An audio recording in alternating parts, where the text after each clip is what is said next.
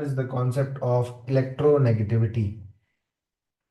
Electronegativity. हम electronegativity किस चीज को बोलते हैं? तो आप सबसे पहले इलेक्ट्रोनेगेटिविटी को डिफाइन करना आना चाहिए कि इलेक्ट्रोनेगेटिविटी क्या है।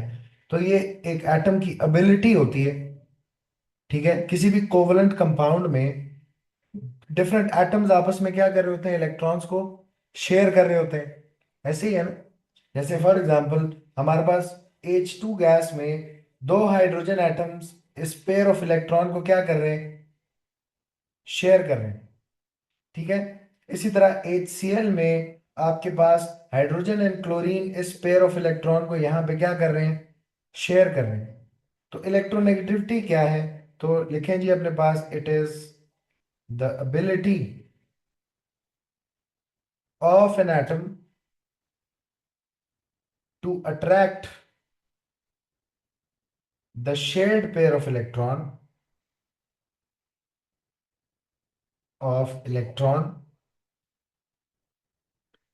towards itself, ठीक है। तो इलेक्ट्रोनेगेटिविटी क्या चीज है?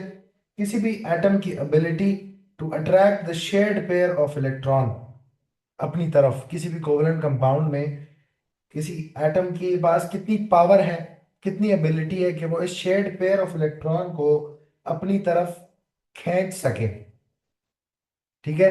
अब अगर हाइड्रोजन ज्यादा पावरफुल हुआ तो वो अपनी तरफ खींचेगा, और अगर क्लोरीन ज्यादा पावरफुल हुआ तो क्लोरीन अपनी तरफ खींचेगा, ठीक है। और इसको हम ना इस तरह आसान लफ्जों में कहेंगे कि अगर हाइड्रोजन ने अपनी तरफ अट्रैक्ट किया इन पेयर ऑफ इलेक्ट्रॉन्स को, दोनों इलेक्ट्रॉन्स को अपनी तरफ खींचा, तो हम कहेंगे हाइड्रोजन की इलेक्ट्रोनेगेटिविटी ज्यादा थी, या हाइड्रोजन वॉज मोर इलेक्ट्रोनेगेटिव। इस वजह से उसने इस शेयर्ड पेयर ऑफ इलेक्ट्रॉन्स को अपनी तरफ अट्रैक्ट कर लिया। अगर क्लोरीन इन दोनों को अपनी तरफ खींच लेता है ज्यादा, तो इसका मतलब है chlorine was more electronegative, chlorine ने इसको अट्रैक्ट कर लिया अपनी तरफ। क्लियर है अपनी बात की? इलेक्ट्रोनेगेटिविटी कहते किस चीज को है? जी।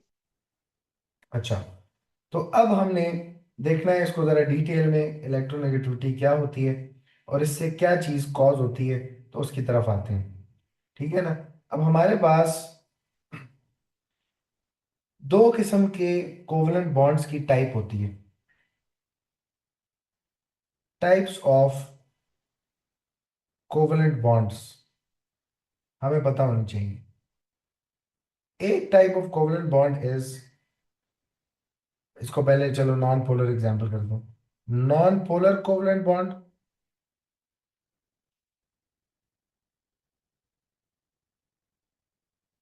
और दूसरी type is a polar covalent bond,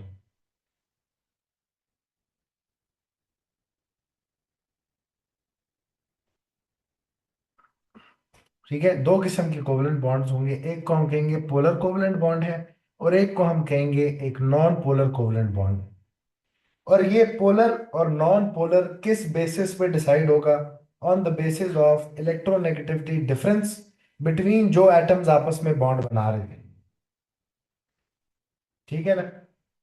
तो हम किस बात पे इसको डिसाइड करेंगे कि जो दो एटम्स हैं जिनके बीच में वो आपके पास कोवलेंट बॉन्ड बनने के लिए शेड पेयर ऑफ इलेक्ट्रॉन पड़ा हुआ है, या जो पेयर ऑफ इलेक्ट्रॉन है, जैसे यहाँ पे आपको नजर आ रहा है कि हाइड्रोजन और क्लोराइड के बीच में कोवलेंट बॉन्ड है, यानी एक शेड पेयर है इधर, ठीक है। हाँ जी। तो क्या ये बॉन्ड पोलर होगा या नॉन पोलर होगा, ये हमें हेल्प करेगा कौन डिसाइड करने में? इलेक्ट्रोनेगेटिविटी, ठीक है। तो हम इसको इधर अपने साथ एक नोट लिखेंगे कि बॉन्ड पोलैरिटी, बॉन्ड पोलैरिटी यानी क्या वो नॉन पोलर बॉन्ड है, क्या वो पोलर बॉन्ड है, is decided on the basis of electronegativity difference between two covalently bonded atoms, two covalently bonded atoms, ठीक है ना। तो बॉन्ड पोलैरिटी यानी एक कोवलेंट बॉन्ड पोलर है नॉन पोलर, किस बेसिस पे डिसाइड होगा? इलेक्ट्रोनेगेटिविटी के डिफरेंस की बेसिस पे डिसाइड होगा। इतनी बात क्लियर है? अब जरा मैं एक दो एग्जांपल्स करा देता हूँ, शायद अभी के लिए वो बात समझना है, लेकिन आगे जाके ये बात समझ आएगी। अब जैसे हमारे पास ना एक कंपाउंड है Cl2 गैस। अब Cl2 गैस की जो एग्जांपल है, ठीक है, उसको हम कहते हैं कि वो एक नॉन पोलर। हम जरा नॉन पोलर बॉन्ड की एग्जांपल लिखते हैं। नॉन पोलर कोवलेंट बॉन्ड, पूरी बात लिख लो। अगर नॉन पोलर कोवलेंट बॉन्ड है तो उसकी एग्जांपल क्या होगी? तो उसकी एग्जांपल है हमारे पास Cl2 का मॉलिक्यूल। Cl2 में दो क्लोरीन एटम्स आपस में क्या बना रहे होते हैं? एक सिंगल कोवलेंट बॉन्ड, ऐसे ही है। हाँ यानी जी। इनके दरमियान में एक शेयर्ड पेयर ऑफ इलेक्ट्रॉन है। अब भाई इधर तक फॉलो कर रहे हो? जी। और हर क्लोरीन के पास अपने तीन तीन लोन पेयर्स भी पड़े हुए हैं। अब हमने ये डिसाइड करना है कि मुझे बताओ कि अगर दो एटम्स सेम हो, आपस में बिल्कुल आइडेंटिकल एटम्स हैं, तो क्या इनके बीच में कोई इलेक्ट्रोनेगेटिविटी का डिफरेंस होना चाहिए? अभी सिर्फ नहीं। तुक्का मारो। अगर दो एग्जैक्टली नहीं। सेम चीजें हैं तो क्या उनमें कोई इलेक्ट्रोनेगेटिविटी का डिफरेंस होगा? नहीं होगा। नहीं। इसका मतलब है जितना इस क्लोरीन ने इस इलेक्ट्रॉन को अपनी तरफ खींचा हुआ है, उतना ही इस क्लोरीन ने भी इलेक्ट्रॉन को अपनी तरफ खींचा हुआ है, यानी इक्वल फोर्स दोनों लगा रहे हैं। ऐसे ही है। यानी हाँ जितनी जी। इलेक्ट्रोनेगेटिविटी की इसकी वैल्यू थी, उतनी ही इलेक्ट्रोनेगेटिविटी की इसकी वैल्यू थी। तो जब उन दोनों की एबिलिटी ही सेम है to attract the shared pair of electron, तो क्या कोई अपनी तरफ खींचेगा इस इलेक्ट्रॉन को? यानी इन शेड पेयर ऑफ नहीं। इलेक्ट्रॉन्स को नहीं खींचेगा। ठीक है। तो इस तरह के बॉन्ड को, जहां पे दोनों आइडेंटिकल एटम्स आ जाए आपके पास, एक केस है नॉन पोलर बॉन्ड का। तो अगर दोनों सेम एटम्स आपस में कोवलेंट बॉन्ड बना रहे हों, तो नो इलेक्ट्रोनेगेटिविटी डिफरेंस होता है बीच में। कोई भी इलेक्ट्रोनेगेटिविटी का डिफरेंस ना होने की वजह से बॉन्ड कैसा होता है फिर? नॉन पोलर कोवलेंट बॉन्ड होता है। ठीक है। तो हम इसको लिखेंगे this bond is non polar. तो ये बेसिकली दोनों की इलेक्ट्रोनेगेटिविटी का कोई डिफरेंस नहीं है, तो इक्वली डिस्ट्रीब्यूट हुआ होगा या इक्वल डिस्टेंस पे होगा ये आपका shared pair of electron from both को क्लोरीन एटम्स। ऐसे ही है। तो हम इसके साथ एक नोट लिखते हैं कि जी दिस, तो अपने पास आप लिखो कि when there is no electronegativity difference between two covalently bonded atoms, तो हम उसके साथ मेंशन कर लेते हैं no electronegativity difference between same atoms. तो हमारे पास हम लिखते हैं जी कि when there is no electronegativity difference between two covalently bonded atoms,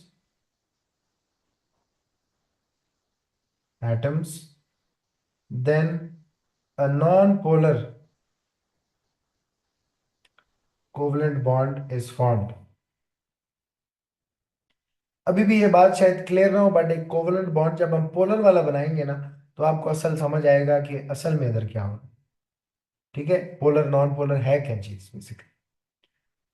इसका मतलब है कि यहाँ पे कोई भी पोलैरिटी का आपके पास जो है डिफरेंस नहीं है। ठीक है, कोई पोलैरिटी नहीं है, बॉन्ड पोलैरिटी एग्जिस्ट ही नहीं करती, क्योंकि दोनों की जो इलेक्ट्रोनेगेटिविटी थी वो सेम थी। तो किसी के पास ज्यादा पावर नहीं है कि वो अपनी तरफ इलेक्ट्रॉन खींच सके, जिसकी वजह से ये एक नॉन पोलर कोवलेंट बॉन्ड है। यानी ये जो शेड पेयर ऑफ इलेक्ट्रॉन है, इसका distance from both chlorine atoms is equally same. ठीक है ना, इतनी बात क्लियर है? जी सर। अब हम आते हैं पोलर कोवलेंट बॉन्ड की तरफ।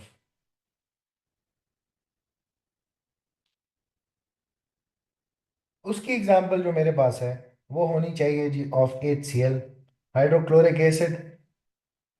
अब HCl जो है, इसमें आपके पास हाइड्रोजन एंड क्लोरीन आपस में क्या बना रहे हैं? एक सिंगल बॉन्ड बना रहे होते हैं। तो हाइड्रोजन के पास तो एक ही इलेक्ट्रॉन था, उसने शेयर किया हुआ था। क्लोरीन ने अपने 7 इलेक्ट्रॉन्स में से एक इलेक्ट्रॉन को शेयर किया हुआ था। तो ये शेड पेयर नजर आ रहा है हमें? हाँ सर, आप थोड़ा हाँ सा जी। ऊपर कर सकते हैं? मैं कर देता हूँ। तो क्या हमें ये शेड पेयर ऑफ इलेक्ट्रॉन नजर आ रहे हैं? हाँ जी। बिल्कुल नजर आ रहे हैं। और हाँ। क्या ये शेड पेयर ऑफ इलेक्ट्रॉन दो एटम्स, ऐसे एटम्स हैं जो सेम एटम्स हैं आपस में? नहीं। नहीं है ना। अब दो डिफरेंट एटम्स हैं, इनकी पीरियोडिक टेबल में डिफरेंट लोकेशंस हैं, इनकी डिफरेंट इलेक्ट्रोनेगेटिविटी की अपनी अपनी वैल्यूज हैं। ठीक है ना। तो हम इधर अपने पास एक और नोट लिखते हैं कि every atom has its own electronegativity value, कि उसकी कितनी पावर है इलेक्ट्रॉन्स को पुल करने की। ठीक है। और इसका ट्रेंड हमने देखना है कि कब इंक्रीज होगी कब डिक्रीज होगी, वो सारी बातें देखेंगे। अभी के लिए मैं खुद बताऊंगा सब बात। तो क्या होता है कि जो क्लोरीन है ना, वो हाइड्रोजन से ज्यादा इलेक्ट्रोनेगेटिव है। ठीक है। इसकी इलेक्ट्रोनेगेटिविटी की वैल्यू इज ग्रेटर, जबकि हाइड्रोजन की इलेक्ट्रोनेगेटिविटी वैल्यू इज स्मॉलर। तो इलेक्ट्रोनेगेटिविटी की वैल्यू ग्रेटर होने का क्या मतलब है कि क्लोरीन के पास ज्यादा स्ट्रॉन्गर एबिलिटी है to attract this shared pair of electron अपनी तरफ। यानी क्लोरीन हाँ ज्यादा जी। इलेक्ट्रोनेगेटिव है। ये बात समझ आ रही? सही। कि हाँ जी। क्लोरीन फिर क्या हुआ, अगर इलेक्ट्रोनेगेटिविटी ज्यादा है तो इसके पास ability to attract this shared pair of electron ज्यादा है। और हाइड्रोजन के पास वो एबिलिटी कम है। तो ये इलेक्ट्रॉन का पेयर किस तरफ ज्यादा नजर आएगा? क्लोरीन क्लोरीन की साइड तरफ। पे ज्यादा नजर आएगा। तो इसका मतलब है कि आपके पास ये इलेक्ट्रॉन्स बिल्कुल दोनों से इक्वल डिस्टेंस पे नहीं होंगे। ये जो इलेक्ट्रॉन्स हैं ये आपको क्लोरीन की तरफ थोड़े ज्यादा नजर आएंगे, इस तरफ, इस जगह पे ये शेड पेयर ऑफ इलेक्ट्रॉन पड़ा हुआ होगा। इतनी बात ओके। समझ आ रही है? हाँ जी। अच्छा। अब ये नहीं समझना कि ये इलेक्ट्रॉन्स क्लोरीन ने गेन कर लिए। क्या इलेक्ट्रॉन्स क्लोरीन ने गेन कर लिए? नहीं किए। अगर नहीं। गेन किए होते तो क्लोरीन पे चार्ज आना चाहिए था ना, कंप्लीट नेगेटिव। या दो इलेक्ट्रॉन्स गेन किए होते तो 2 माइनस का चार्ज आता। ट्रांसफर नहीं हाँ हुआ ये जी। इलेक्ट्रॉन। सिर्फ क्या हुआ है कि अभी भी शेयर ही हो रहे हैं दोनों के बीच में, लेकिन क्लोरीन ने उस शेड पेयर को ज्यादा अपनी तरफ खींच लिया।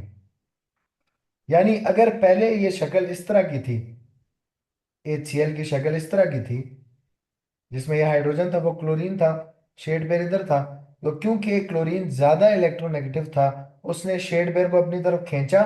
तो हाइड्रोजन ने इलेक्ट्रॉन्स लूज नहीं किए। ठीक है। बट उससे थोड़े से दूर चले गए, यानी अब ये स्ट्रक्चर कुछ इस तरह का है।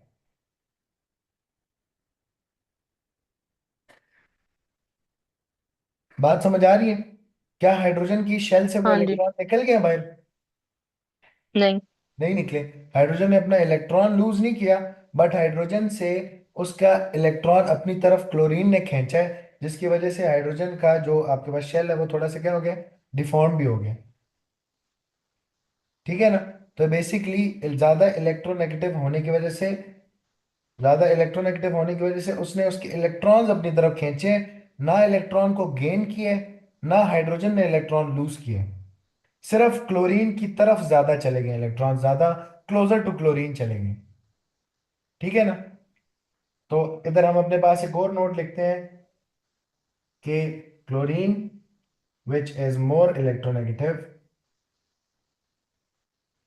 only attracts the shared pair, which means that the shared pair of electrons is now more closer to chlorine, is now more closer to chlorine compared to hydrogen. Yeah, more closer to chlorine and further away from hydrogen. ठीक है। और एक बात क्या याद रखनी है, important बात क्या है, तो उस इंपॉर्टेंट नोट को हम नीचे लिखते हैं कि इंपॉर्टेंट नोट क्या है हमारा, कि इलेक्ट्रॉन्स क्या नहीं हुए यहाँ पे, लूज या गेन नहीं हुए, अभी भी शेयर हो रहे हैं बट सिर्फ एक तरफ ज्यादा चलेंगे। ठीक है, तो no electrons are lost by hydrogen और गेन्ड बाय क्लोरीन। ठीक है, इधर कभी भी इलेक्ट्रॉन लूज या गेन नहीं हो रहा, अभी भी शेयरिंग ऑफ इलेक्ट्रॉन्स है बट वो शेयर्ड पेयर थोड़ा क्लोरीन की तरफ ज्यादा चला गया क्योंकि क्लोरीन के पास ज्यादा इलेक्ट्रोनेगेटिविटी थी, उसने इस शेयर्ड पेयर को अपनी तरफ खींच लिया। इतनी बात क्लियर है? जी सर। अच्छा, अब यहां से हमने एक और बात इसमें ऐड करनी है। अब मुझे बताओ कि इधर ना आपके पास डाइपोल्स या इनको हम बोलते हैं पोल्स डेवलप हो जाएंगे। आपने मैग्नेट देखा है कभी? मैग्नेट में एक कौन हाँ सा जी। पोल होता है? North pole. एक नॉर्थ कौन सा पोल। पोल होता है? South pole. South pole. अच्छा, अगर चार्जेस की बात करें तो एक पोल कौन सा बनेगा? Positively charge. और दूसरा पोल कौन सा बनेगा? Negatively charge. Negatively charge. ठीक है। अच्छा, इसी तरह जब आपके पास एक पोलर बॉन्ड फॉर्म होता है तो अब मुझे बताना फीलिंग क्या आएगी क्लोरीन को।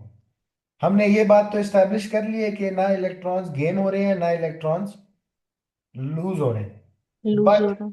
क्लोरीन जब ये शेयर्ड पेयर ऑफ इलेक्ट्रॉन अपनी तरफ खींचेगा तो क्या उसको फीलिंग आएगी कि मैंने इलेक्ट्रॉन गेन करने वाला हूं? कि ये नहीं है, बट क्या उसको वो फीलिंग आएगी? हाँ जी। बिल्कुल आएगी। इसी तरह हाइड्रोजन से ये इलेक्ट्रॉन्स दूर जा रहे हैं तो हाइड्रोजन को ये फीलिंग आएगी कि मेरे से इलेक्ट्रॉन्स लूज होने वाले हैं। हाँ जी। ठीक है ना? तो ये फीलिंग की बेसिस पे हम ये कह सकते हैं कि क्लोरीन पे फिर एक आपको स्लाइट नेगेटिव चार्ज नजर आएगा और हाइड्रोजन जो है वो स्लाइटली पॉजिटिव चार्ज उस पर नजर आना शुरू हो जाएगा, क्योंकि उसको फीलिंग आ रही है कि मेरे इलेक्ट्रॉन्स लूज होने वाले हैं, हुए नहीं है, बट उसको एक फीलिंग आ रही है कि मेरे स्लाइटली इलेक्ट्रॉन्स क्या हो रहे हैं, लूज हो रहे हैं। इसी तरह क्लोरीन को एक स्लाइट फीलिंग आ रही है कि मैं इलेक्ट्रॉन्स गेन करने की तरफ जा रहा हूँ। ठीक है, तो मुझे बताओ ये बात समझ आ रही है? हाँ जी। अच्छा, एक और बात बताता हूँ कि मुझे बताओ कि क्लोरीन के पास शेड पेयर आने की वजह से थोड़ा सा नेगेटिव चार्ज ज्यादा नहीं हो रहा? हाँ जी। अगर पहले नेगेटिव चार्ज दरमियान में था, अब ये नेगेटिव चार्ज थोड़ा सा, यानी इलेक्ट्रॉन्स पे जो नेगेटिव चार्ज है वो थोड़ा सा जब क्लोरीन के करीब जाएगा तो उसको ऐसे फील नहीं होगा कि मैं थोड़ा नेगेटिवली चार्ज होने लग गया हूँ, ज्यादा नेगेटिव चार्ज आ रहा है मेरे पास? होगा ना, फीलिंग आएगी उसको। इस वजह से उस पर हम क्या लगाएंगे? Slight negative charge.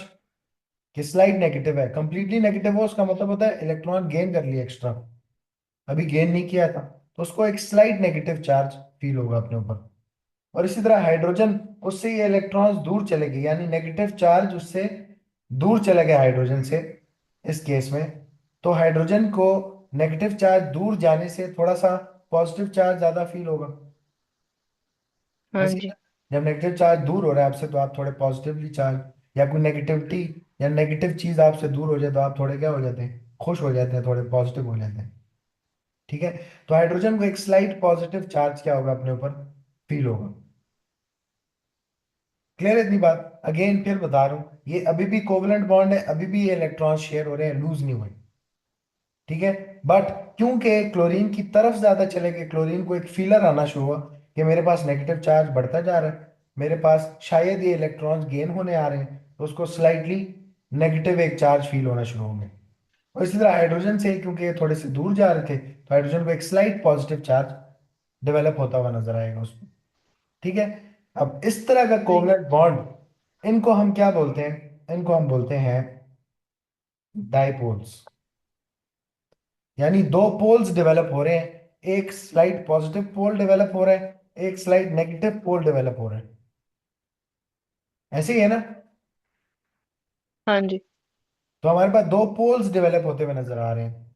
इसका मतलब है कि जब आपके पास डाइपोल्स डेवलप हो जाए ना किसी कोवलेंट कंपाउंड में जहां पे इलेक्ट्रोनेगेटिविटी का डिफरेंस हो, वहां पे डाइपोल्स डेवलप होते हैं, और फिर इस तरह के बॉन्ड को हम क्या बोलते हैं अपना?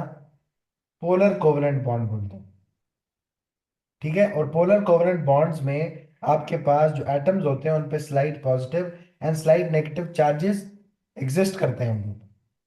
किस वजह से? क्योंकि एक एटम जो ज्यादा इलेक्ट्रोनेगेटिव था उसने क्या कर लिया, शेड पेयर को अपनी तरफ खींच। यहां तक क्लियर है बात कि हाँ जी।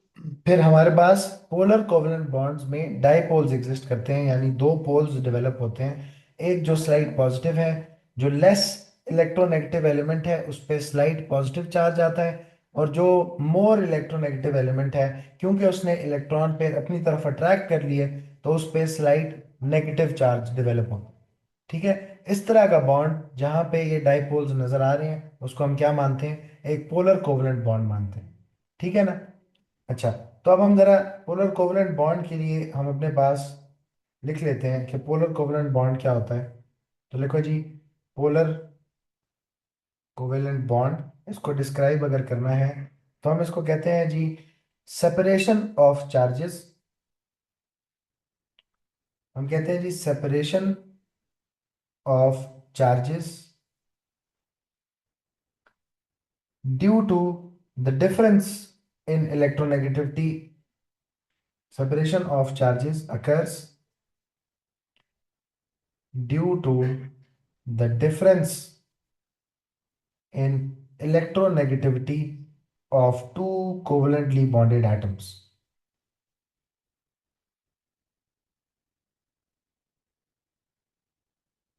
ठीक है। तो ये जो डाइपोल्स है ना, इसको हम कह रहे हैं कि चार्जेस की सेपरेशन हो रही है। एक पे स्लाइड पॉजिटिव चार्ज आ रहा है, एक पे स्लाइड नेगेटिव चार्ज आ रहा है। क्लियर है इतनी बात? जी सर। ठीक है। अच्छा, अब हम आते सर हैं। ये डायपोल्स को लिखना भी ऐसे एस प्लस और एस माइनस? यस, ये एस जो रिप्रेजेंट कर रहा है, ये रिप्रेजेंट कर रहा है स्लाइड पॉजिटिव या partial positive. Okay. Slide positive और पार्शियल पॉजिटिव। कंप्लीट पॉजिटिव तो क्या होता है, एच प्लस, उसका मतलब क्या होता है, इलेक्ट्रॉन लूज हो गया। हाँ इसने जी। लूज नहीं किया, इसको फीलिंग आ रही है कि लूज हो रहा है। ठीक है। ठीक है। ठीक इसी है। तरह क्लोरीन पे हमारे पास स्लाइट या पार्शियल नेगेटिव चार्ज आ रहा है।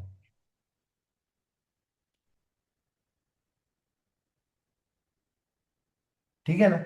अब हम आगे हाँ चलते हैं। जी। अब हमने आना है इलेक्ट्रोनेगेटिविटी पे। यही हम उसी को डिस्कस कर रहे हैं। फर्दर हमने डिस्कस करना है कि इलेक्ट्रोनेगेटिविटी के ट्रेंड क्या हैं। Trends across period and down the group, and down the group. ठीक है। तो अक्रॉस द पीरियड अगर बात करें ना, तो हमारे पास हम इस तरह की एक डायग्राम बना लेते हैं। ये हाइड्रोजन है, फिर उसके बाद हमारे पास लिथियम है, जिसका साइज अपने पीरियड में सबसे बड़ा साइज होगा।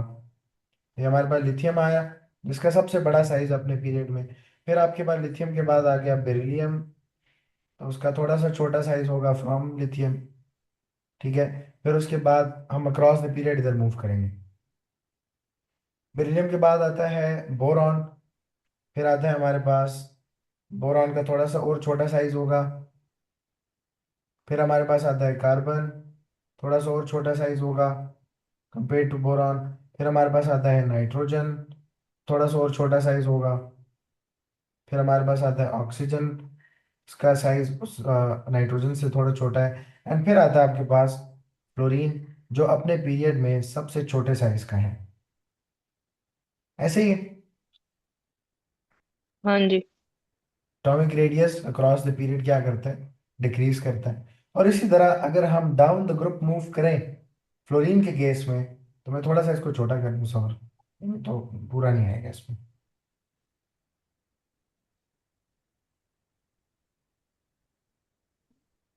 जी। तो फ्लोरीन हमारे पास सबसे छोटा साइज। फिर अगर हम डाउन द ग्रुप मूव करें, तो मैं फ्लोरीन वाले ग्रुप में ही नीचे मूव कर जाता हूँ। तो हमारे पास उससे नीचे, अच्छा, फ्लोरीन से जितने भी नीचे ग्रुप्स में आ रहे हैं, सॉरी, ग्रुप में जो नीचे आ रहे हैं, उनका साइज क्या करता जाएगा, बढ़ता जाएगा, क्योंकि पीरियड चेंज हो रहा है। तो इसका मतलब है कि आपके पास नंबर ऑफ शेल्स बढ़ती जाएंगी। तो atomic size down the group क्या करता है, बढ़ता जाता है। तो क्लोरीन जो होगा वो फ्लोरीन से थोड़ा ज्यादा बड़ा होगा। फिर आपके पास आएगा ब्रोमीन जो क्लोरीन से बड़ा होगा।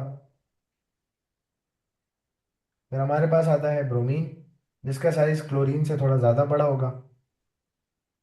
और फिर हमारे पास आएगा आयोडीन जो ब्रोमीन से भी ज्यादा होगा, बिगर होगा साइज। यानी अगर साइजेस की बात करें तो इस तरह का हमारे पास ट्रेंड चल रहा है।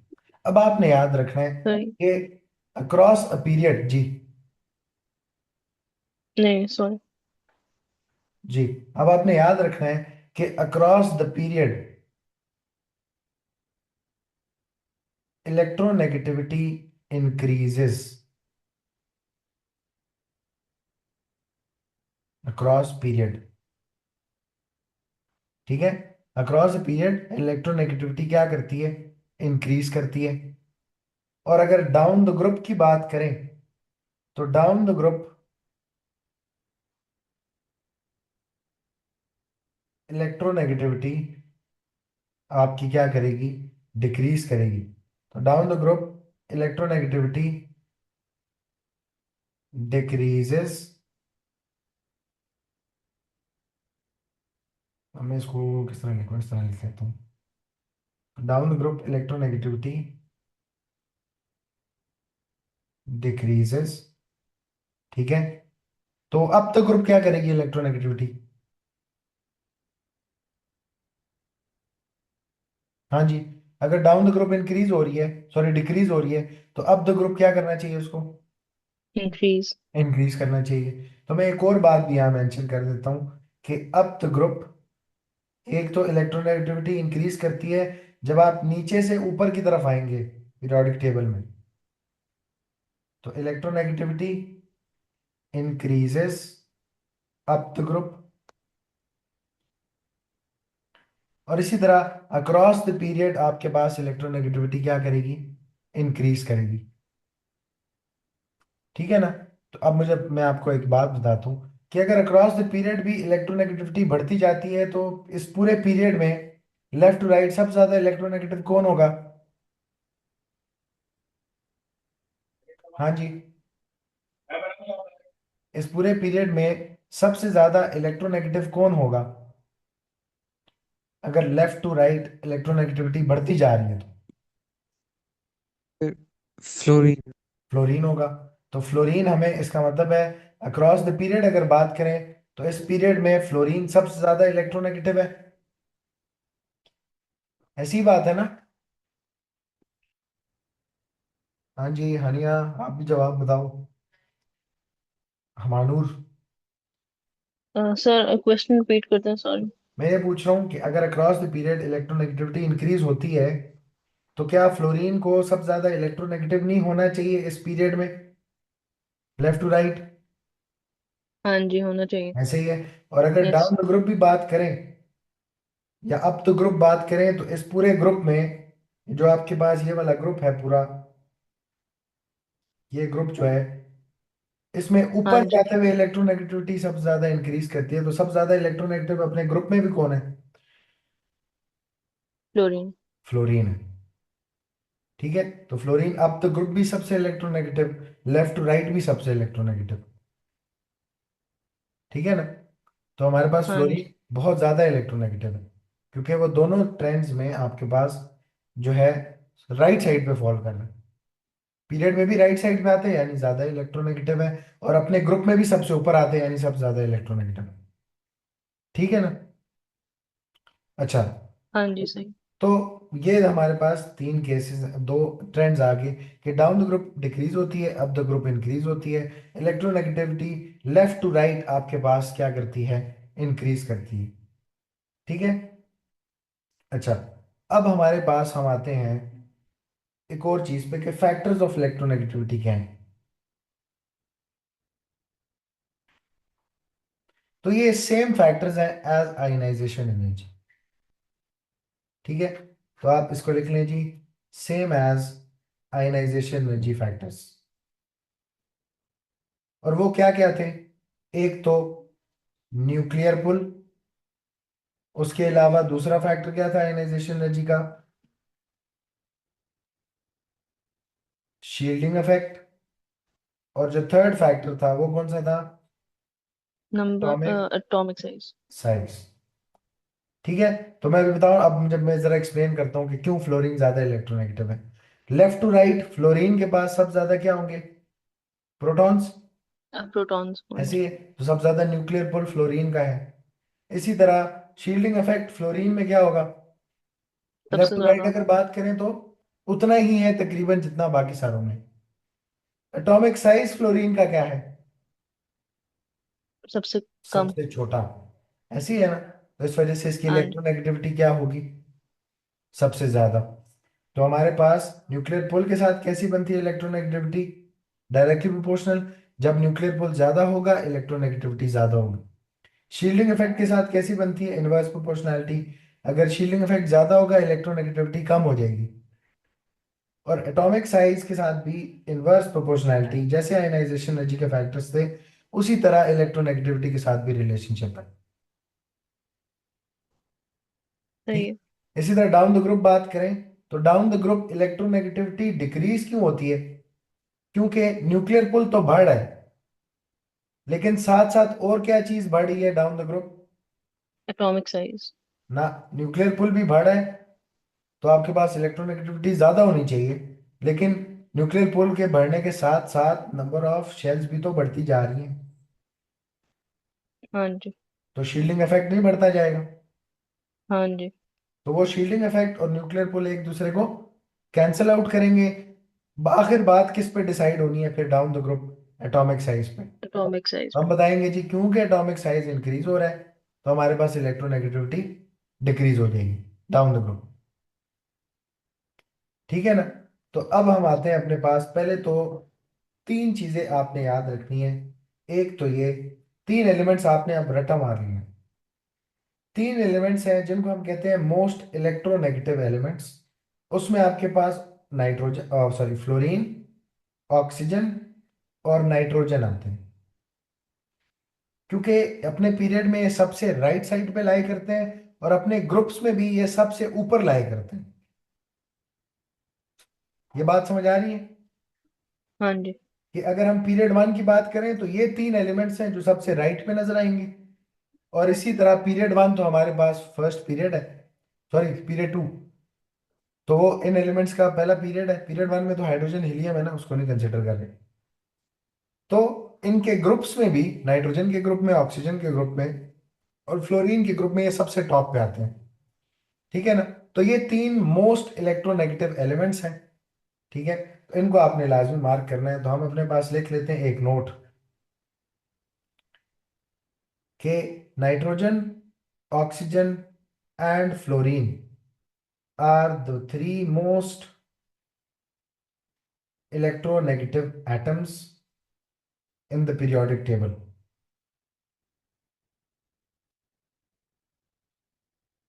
और रीजन लिख लेते हैं कि ये पीरियड में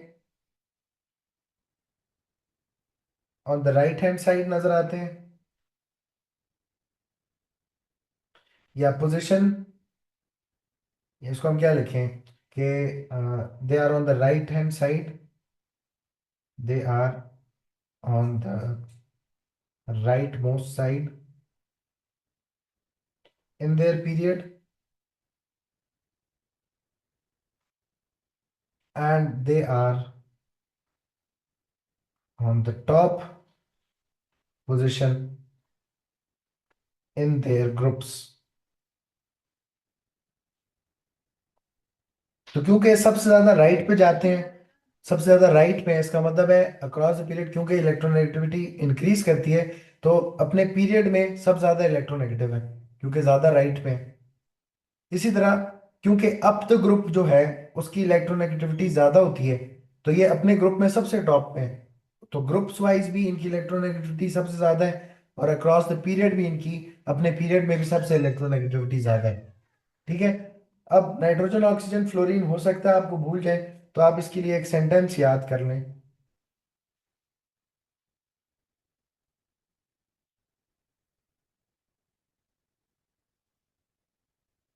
कि most electronegative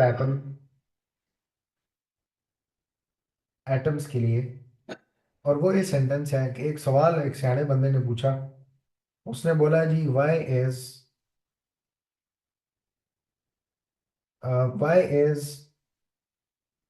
oxygen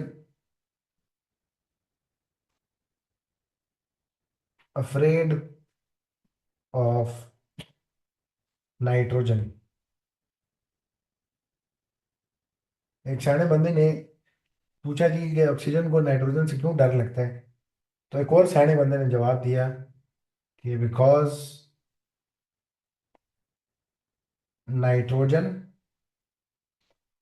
eight fluorine. ठीक है, और नाइट्रोजन एट फ्लोरीन से आपने क्या निकालना है, नाइट्रोजन।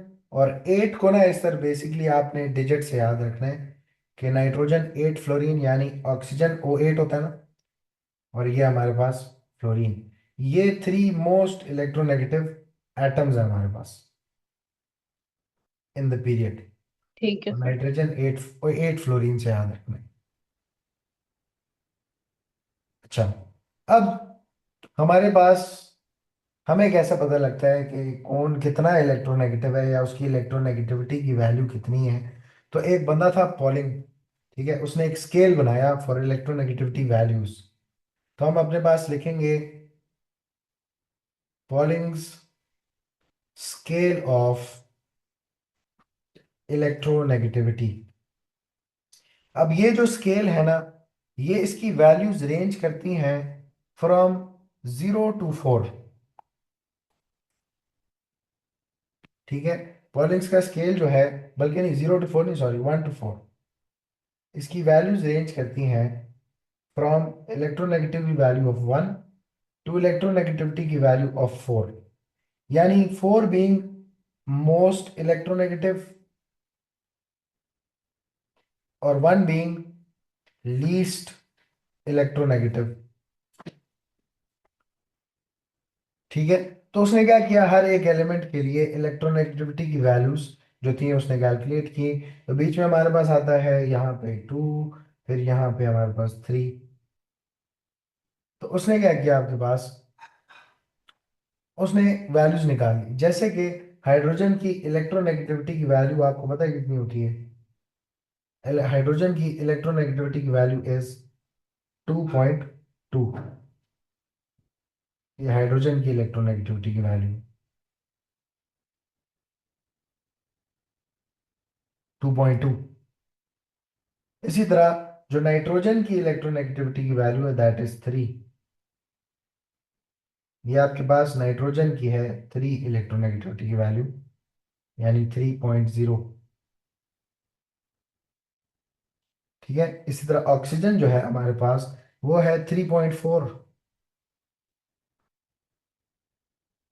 तो ये हमारे पास यहाँ पे ऑक्सीजन की इलेक्ट्रोनेगेटिविटी अब नाइट्रोजन से ज्यादा होनी चाहिए ना, क्योंकि ज्यादा राइट पे ऑक्सीजन आता है, ज्यादा न्यूक्लियर पुल है, ज्यादा स्मॉलर साइज है, लेस शील्डिंग इफेक्ट है। ठीक है, तो हमारे पास जो ऑक्सीजन है उसकी अब ये वैल्यूज याद नहीं करनी है आपने। ये ना समझना कि आपने याद करनी है। आपने याद क्या करना है, आपने ये याद करना है कि लेफ्ट टू राइट, जो राइट साइड पे ज्यादा आते हैं वो ज्यादा इलेक्ट्रोनेगेटिव होते हैं, जो ग्रुप में ऊपर आते हैं वो ज्यादा इलेक्ट्रोनेगेटिव होते हैं। वैल्यूज नहीं याद करनी इलेक्ट्रोनेगेटिविटी की। इसी तरह अगर हम ऑक्सीजन की बात करें तो ऑक्सीजन की वैल्यू इज 3.4। तो ऑक्सीजन इज 3.4 इलेक्ट्रोनेगेटिव वैल्यू। और हमने कहा फ्लोरीन जो है वो सबसे ज्यादा इलेक्ट्रोनेगेटिव होता है, तो उसकी वैल्यू जो है वो 4 आती है। ठीक है, तो फ्लोरीन जो है इसकी इलेक्ट्रोनेगेटिविटी वैल्यू इज 4.0, यानी ये मोस्ट इलेक्ट्रोनेगेटिव एलिमेंट है पूरे पीरियोडिक टेबल में। ठीक है, और इसके बाद ऑक्सीजन है और फिर उसके बाद नाइट्रोजन है। ठीक है सर। ठीक है, तो ये पॉलिंग का स्केल था हमारे पास। तो हमारे पास अगर हम एक टेबल बनाएं छोटा सा, इसमें हम हाइड्रोजन जो इंपॉर्टेंट एलिमेंट्स हैं उनकी सिर्फ लिख रहा हूँ, अगेन फिर बता रहा हूँ वैल्यू याद नहीं करनी, लेकिन हाइड्रोजन और कार्बन की वैल्यूज जो हैं वो इंपॉर्टेंट है, उनको जरा दिमाग में रखना।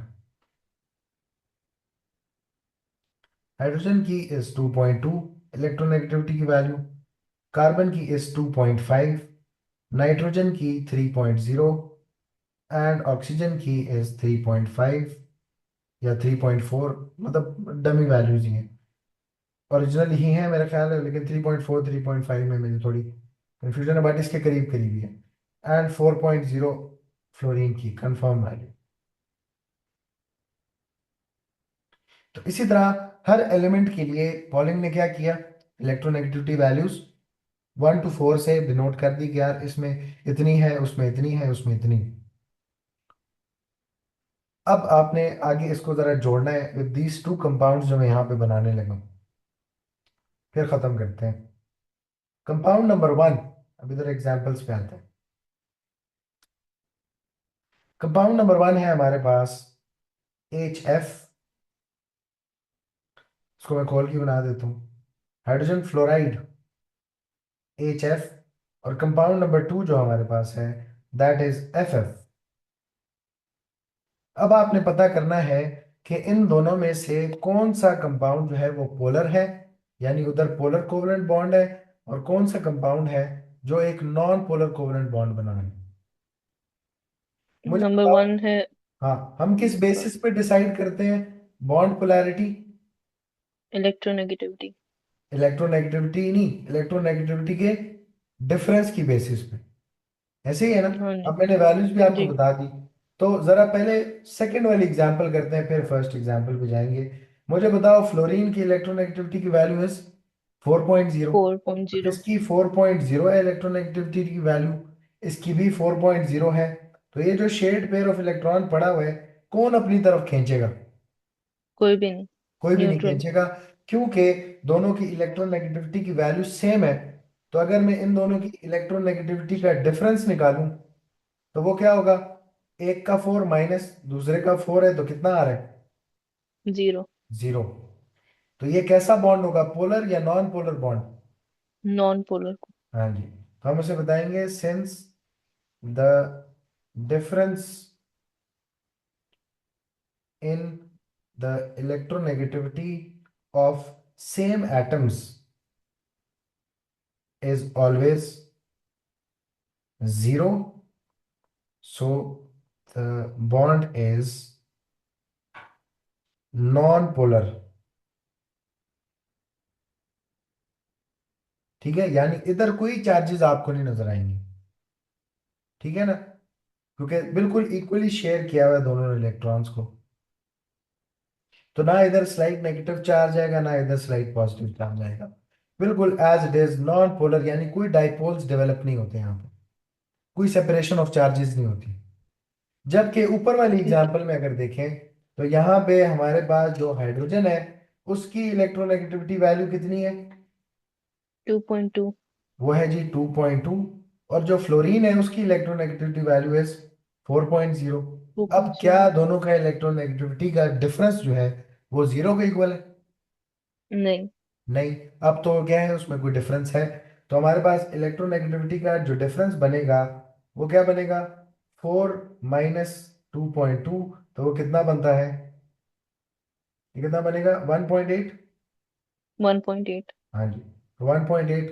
अब क्योंकि इलेक्ट्रोनेगेटिविटी डिफरेंस एग्जिस्ट करता है, तो इसका क्या मतलब है कि बॉन्ड कैसा होना चाहिए? पोलर। लेकिन ये जो शेड पेयर ऑफ इलेक्ट्रॉन पड़ी हुई है दरमियान में, इसको कौन अपनी तरफ खींचेगा? Hydrogen fluorine. खींचेगा या फ्लोरीन खींचेगा? फ्लोरीन खींचेगा। फ्लोरीन। क्यों खींचेगा फ्लोरीन? क्योंकि वो ज्यादा इस। इलेक्ट्रोनेगेटिव था। यस। हाइड्रोजन का इफेक्ट उसकी इलेक्ट्रोनेगेटिविटी में से कैंसिल आउट होने के बाद भी वो स्टिल इलेक्ट्रोनेगेटिव था ज्यादा। हाँ जी। ठीक है, तो वो क्या करेगा, वो इस शेड पेयर को अपनी तरफ खींचेगा, और ये शेड पेयर आपको फ्लोरीन के ज्यादा करीब नजर आएगा। और क्योंकि अब इसकी तरफ इलेक्ट्रॉन्स आए हैं, तो इस पे कैसा चार्ज डेवलप होगा? Slide negative. जबकि हाइड्रोजन से दूर गए हैं तो उस पे slight positive light charge develop positive. होगा। ठीक है, तो यहाँ पे हमारे पास कैसा बॉन्ड है? एक पोलर बॉन्ड है, तो हम अपने पास लिखते हैं एक नोट इसके साथ भी कि since there is an electronegativity difference between hydrogen and fluorine, so this bond is polar। Polar bond. आगे मेंशन करना है कि द शेयर्ड पेयर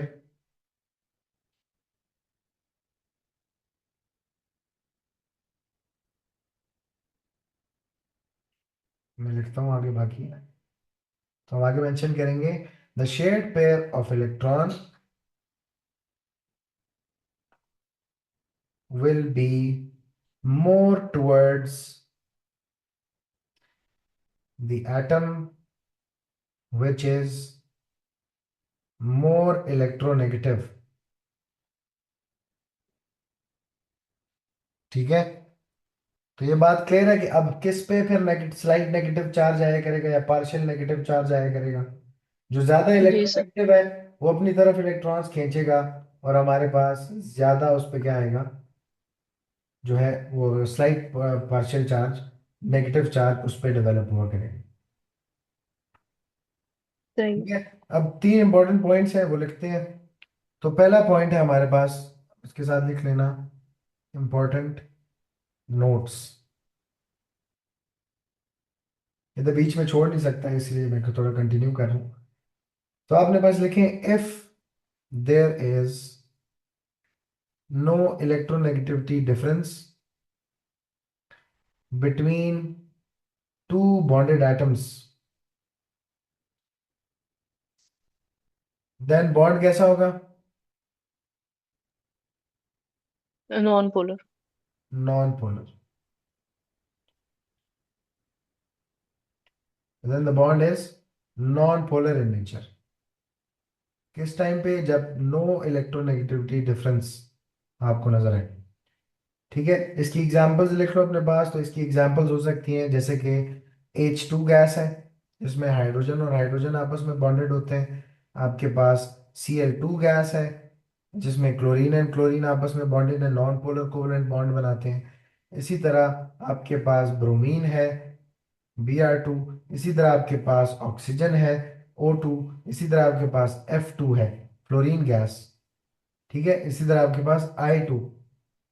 जितनी डायटोमिक गैसेस हैं वो सारी क्या है हमारे लिए, नॉन पोलर है, क्योंकि उनमें दो सेम एटम्स आपस में कोवलेंटली बॉन्डेड होते हैं। जी सर। ठीक है ना। अच्छा, हाँ जी। फिर नेक्स्ट पॉइंट हमारे पास है कि if there is a small difference between the electronegativity of bonded atoms,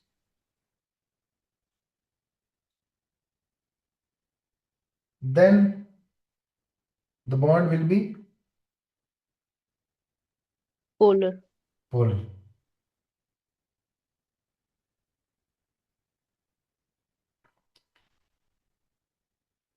तो अगर कोई स्मॉल इलेक्ट्रोनेगेटिविटी डिफरेंस भी है तो हमारे पास एक पोलर बॉन्ड फॉर्म होगा, जिसकी वजह से स्लाइट पॉजिटिव और स्लाइट नेगेटिव चार्जेस डेवलप होंगे।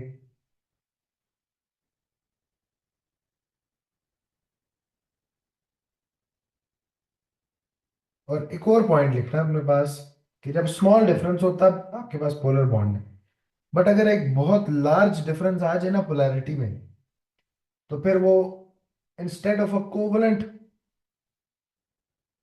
पोलर बॉन्ड, वो एक आयनिक बॉन्ड में कन्वर्ट हो जाता है। ठीक है, तो इसको ना हमें इस तरह नहीं लिखना चाहिए, हमें लिखना चाहिए नॉन पोलर कोवलेंट बॉन्ड लिखना चाहिए इसको। तो हम इसको इधर लिख लेते हैं नॉन पोलर कोवलेंट बॉन्ड। इसको जरा फिक्स कर लो, कोवलेंट बॉन्ड, क्योंकि फिर वो आगे वाली बात मिक्सअप हो जाएगी इससे। और इसी तरह आपके पास यहाँ पे अगर स्मॉल डिफरेंस है between electronegativity values of bonded atoms, then bond कैसा होगा, पोलर बॉन्ड होगा और पोलर कोवलेंट बॉन्ड होगा।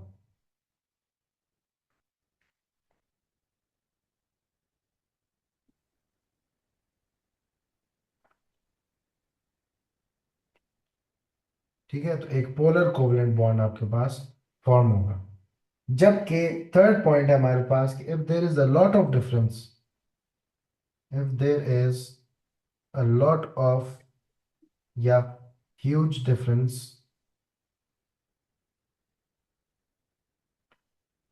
if there is a lot of a huge difference in electronegativity, then the bond is ionic, यानी फिर उस पे स्लाइट या पार्शियल चार्जेस नहीं होते, फिर उस पे क्या होते हैं, complete positive charge, complete negative charge, जैसे आयंस के ऊपर होते हैं। ठीक सही। है, और वो ठीक है। आयंस में टूट जाता है वो, फिर वो आपके पास कोवलेंट बॉन्ड नहीं रहता, वो टूट जाता है फिर आयंस में। ठीक है, आयनिक कंपाउंड्स जो होते हैं ना, उनमें जो एटम्स होते हैं उनके दरमियान में ह्यूज डिफरेंस होता है बिटवीन इलेक्ट्रोनेगेटिविटी वैल्यूज। अच्छा, सही। अब हम जरा ऊपर एग्जांपल्स लिखते हैं इसकी। जो सेकंड वाला हमने लिखवाया, इसकी एग्जांपल में हम लिख सकते हैं HF, जिसमें फ्लोरीन ज़्यादा इलेक्ट्रोनेगेटिव है तो वो स्लाइटली नेगेटिव होगा, और हाइड्रोजन पे स्लाइट पॉजिटिव चार्ज होगा। ठीक है, जो शेड पेयर है वो फ्लोरीन की तरफ ज़्यादा है। इसी तरह हमारे पास NH3 है। NH3 की एग्जांपल, नाइट्रोजन ज़्यादा राइट साइड पे आता है, हाइड्रोजन लेफ्ट साइड पे, या वैल्यूज देखें तो हम्म। हाइड्रोजन लेस इलेक्ट्रोनेगेटिव है। तो नाइट्रोजन पे क्या आएगा हमारे पास, स्लाइट नेगेटिव चार्ज, और हाइड्रोजन पे स्लाइट पॉजिटिव चार्जेस स्लाइड आएंगे। पॉजिटिव। ठीक है, हाइड्रोजन बीइंग मोर इलेक्ट्रोनेगेटिव, इन तीनों हाइड्रोजन से उसके इलेक्ट्रॉन्स अपनी तरफ अट्रैक्ट करेगा।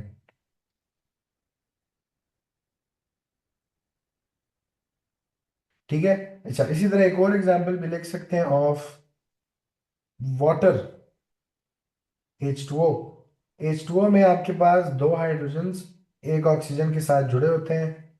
ठीक है, ऑक्सीजन बीइंग मोर इलेक्ट्रोनेगेटिव, दोनों हाइड्रोजन से क्या खींचेगा, इलेक्ट्रॉन्स, और उन पे स्लाइट पॉजिटिव चार्ज आएगा, जबकि हाइड्रो ऑक्सीजन पे एक स्लाइट नेगेटिव चार्ज आ रहा होगा। ठीक है, हाँ जी, सही। बस ये लास्ट बात लिखो कि अगर फॉर एग्जांपल बहुत बड़ा डिफरेंस है इन इलेक्ट्रोनेगेटिविटी, तो फिर हमारे पास एग्जांपल ऐसे है कि ये NaF जो हमारे पास है, ये फिर हमारे पास एक कोवलेंट बॉन्ड नहीं बना सकता। सोडियम और फ्लोरीन की इलेक्ट्रोनेगेटिविटी डिफरेंस की वैल्यू काफ़ी ज़्यादा बड़ी है, तो ये नहीं होगा, ये किस तरह होगा, as Na1+ and fluoride ion. F1-। ठीक है, तो ये फिर सही है। आयनिक बॉन्ड बन जाएगा आपके पास। बस, अब हमने एक छोटा सा नोट लिखना है, इंपॉर्टेंट नोट है, कि हम कैसे डिसाइड करेंगे आयनिक है भी या नहीं है। ठीक है, तो एक इंपॉर्टेंट नोट है हमारे पास कि हमें कैसे पता लगेगा कि कितने इलेक्ट्रोनेगेटिविटी के डिफरेंस को हम कहेंगे कि वो स्मॉल डिफरेंस है, और कितने इलेक्ट्रोनेगेटिविटी के डिफरेंस को हम कहेंगे बहुत बड़ा डिफरेंस है, तो वो आयनिक होगा। अगर कब वो एक कोवलेंट बॉन्ड होगा और पोलर होगा। नॉन पोलर तो समझ आ गई ना कि डिफरेंस ही नहीं है, बट हाँ पोलर जी। कोवलेंट बॉन्ड कब होगा, जब एक स्मॉल डिफरेंस है इलेक्ट्रोनेगेटिविटी की वैल्यू, तो उसकी क्या रेंज है। और कब एक आयनिक कंपाउंड होगा, जब एक ह्यूज डिफरेंस है इलेक्ट्रोनेगेटिविटी वैल्यूज में, तो उस टाइम पे वो आयनिक बॉन्ड बनाएगा instead of a covalent bond, polar covalent bond. तो हम अपने पास एक नोट लिखेंगे कि if the difference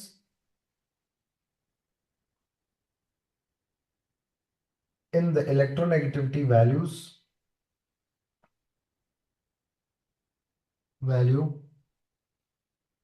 is less than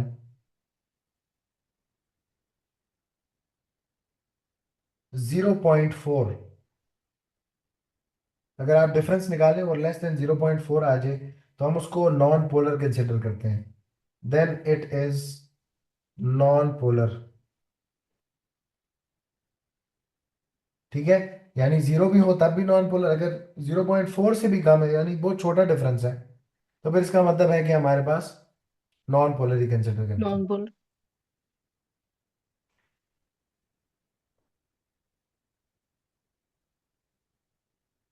तो इधर से आपने एक और बात जो है अपने पास लिखनी है मेरे साथ।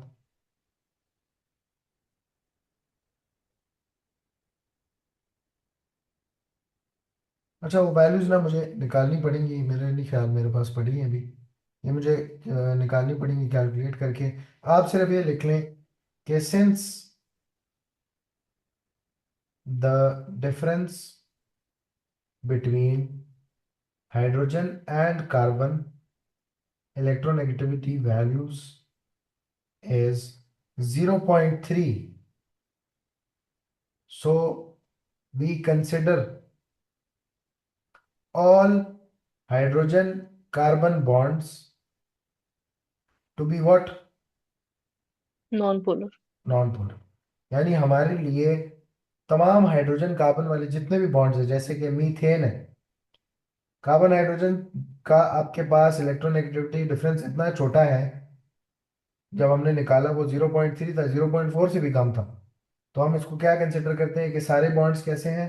Non polar. Non polar. ठीक है, तो ये एक नोट आपने याद रखना है। कल मैं आपको बताऊंगा कि कब इलेक्ट्रोनेगेटिव वैल्यू कितनी हो, उसकी वजह से आयनिक कंसिडर करेंगे, और इलेक्ट्रोनेगेटिविटी की वैल्यू कितना डिफरेंस हो, तो तब हम उसको एक पोलर कोवलेंट बॉन्ड कंसिडर करेंगे।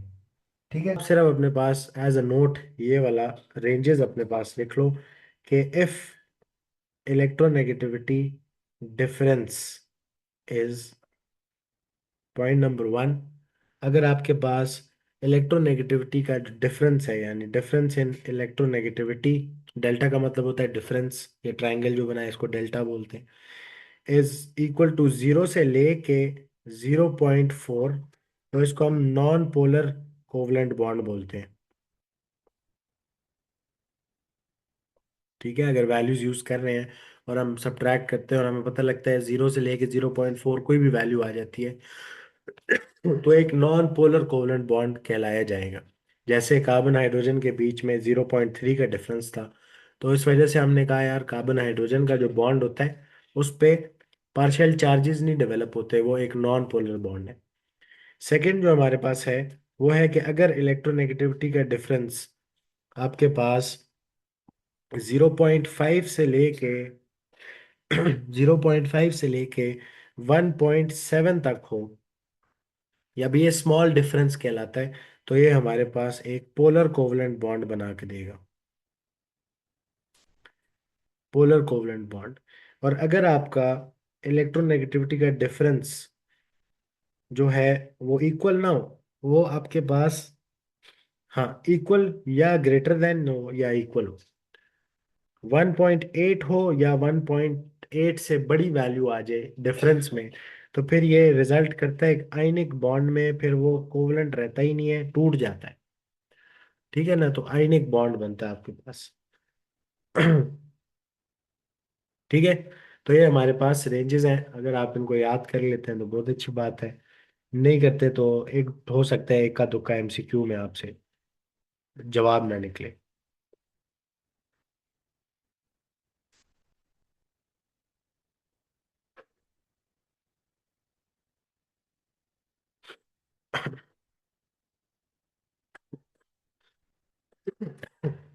अब हमने कुछ एग्जाम्पल्स देखनी है, कुछ मॉलिक्यूल्स देखने हैं, और डिसाइड करना है कि क्या वो मॉलिक्यूल्स हमारे पास पोलर होंगे या नॉन पोलर होंगे। तो हम अपने पास हेडिंग लगा लेंगे, practice to find bond polarity.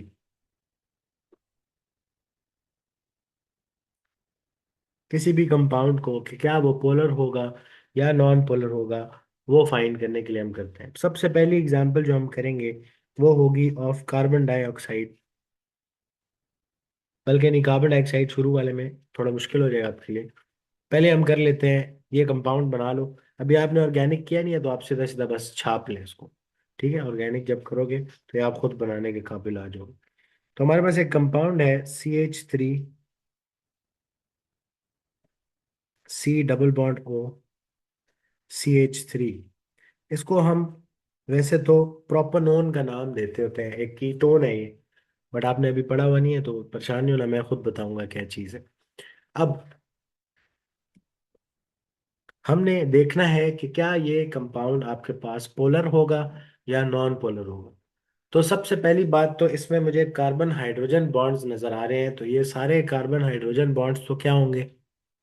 Non polar. ये तमाम carbon hydrogen bonds are non polar. ठीक है, तो उस पर तो कोई पार्शियल चार्जेस नहीं आएंगे। इसी तरह ये जो कार्बन कार्बन बॉन्ड्स हैं, इनमें कोई इलेक्ट्रोनेगेटिविटी डिफरेंस होगा कार्बन कार्बन के दरमियान में? नहीं। नहीं होगा ना, तो ये भी कैसे होंगे? कार्बन कार्बन बॉन्ड्स भी नॉन नॉन पोलर। पोलर। ठीक है। तो हम अपने पास लिखते हैं इधर साइड पे जाके, अभी के लिए शुरू में प्रैक्टिस करते हैं कि all the carbon hydrogen bonds are non polar. ये अब हम याद करके आ चुके हैं, क्योंकि बहुत छोटा डिफरेंस होता है इनकी इलेक्ट्रोनेगेटिविटी की वैल्यूज में। इसी तरह all the carbon carbon bonds are non polar, क्योंकि तो दोनों सेम एटम्स है, कोई डिफरेंस होएगा ही नहीं इलेक्ट्रोनेगेटिव में। ठीक है, नॉन पोलर। तो फिर मुझे बताओ इस बॉन्ड के बारे में क्या ख्याल है आपका? क्या इसमें ये अगर पोलर बॉन्ड ऑक्सीजन होगा। के बीच में आपके पास इलेक्ट्रोनेगेटिविटी का डिफरेंस होता है, हाँ जी। तो हमें याद आएगा, हम जाके देखते हैं यार कि कार्बन और ऑक्सीजन है किधर पीरियोडिक टेबल में।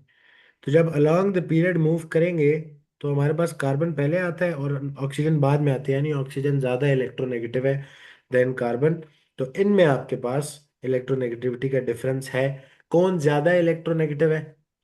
ऑक्सीजन। तो वो oxygen. Shared pair of electrons को अपनी तरफ खींचेगा, हाँ जी। ऐसे ही। तो ऑक्सीजन क्या करेगा? इन शेड पेयर ऑफ इलेक्ट्रॉन्स को अपनी तरफ खींचेगा, जिसकी वजह से ऑक्सीजन पे एक ऐसा चार्ज डेवलप होगा, S slight plus. Slight negative. Electrons अच्छा, खींचेंगे नेगेटिव। ज्यादा हाँ इलेक्ट्रोनेगेटिव जी पे, सर। Slight negative charge. ठीक है। तो ऑक्सीजन के ऊपर हमारे पास स्लाइट नेगेटिव चार्ज आ जाएगा। ये एक पोलर बॉन्ड है, ऑक्सीजन ने दोनों पेयर ऑफ इलेक्ट्रॉन्स को अपनी तरफ खींचा हुआ है। और ऑक्सी क्योंकि कार्बन से दूर चले गए हैं वाले इलेक्ट्रॉन्स, तो कार्बन पे क्या चार्ज आएगा? Slight positive. ठीक है। तो मुझे बताओ, अब ओवरऑल अगर बात करें तो क्या ये पूरा मॉलिक्यूल या पूरा कंपाउंड पोलर है नेचर में या नॉन पोलर है? Non polar. पोलर है नेचर में। ठीक है। कहीं से भी पोलर हो गया तो वो तो पूरे कंपाउंड ही पोलर है ना। ठीक है, हम ये नहीं कहेंगे सिर्फ कार्बन ठीक है। ऑक्सीजन बॉन्ड पोलर है, अब हम बोलेंगे ये पूरा कंपाउंड पोलर है। नॉन पोलर से तब होगा जब ओके। हर जगह से नॉन पोलर होगा। ठीक है। तो हमारे ओके। पास कार्बन ऑक्सीजन बॉन्ड जो है is polar since oxygen is more electronegative than carbon. ठीक है। तो हमारे पास डाइपोल्स विल डेवलप।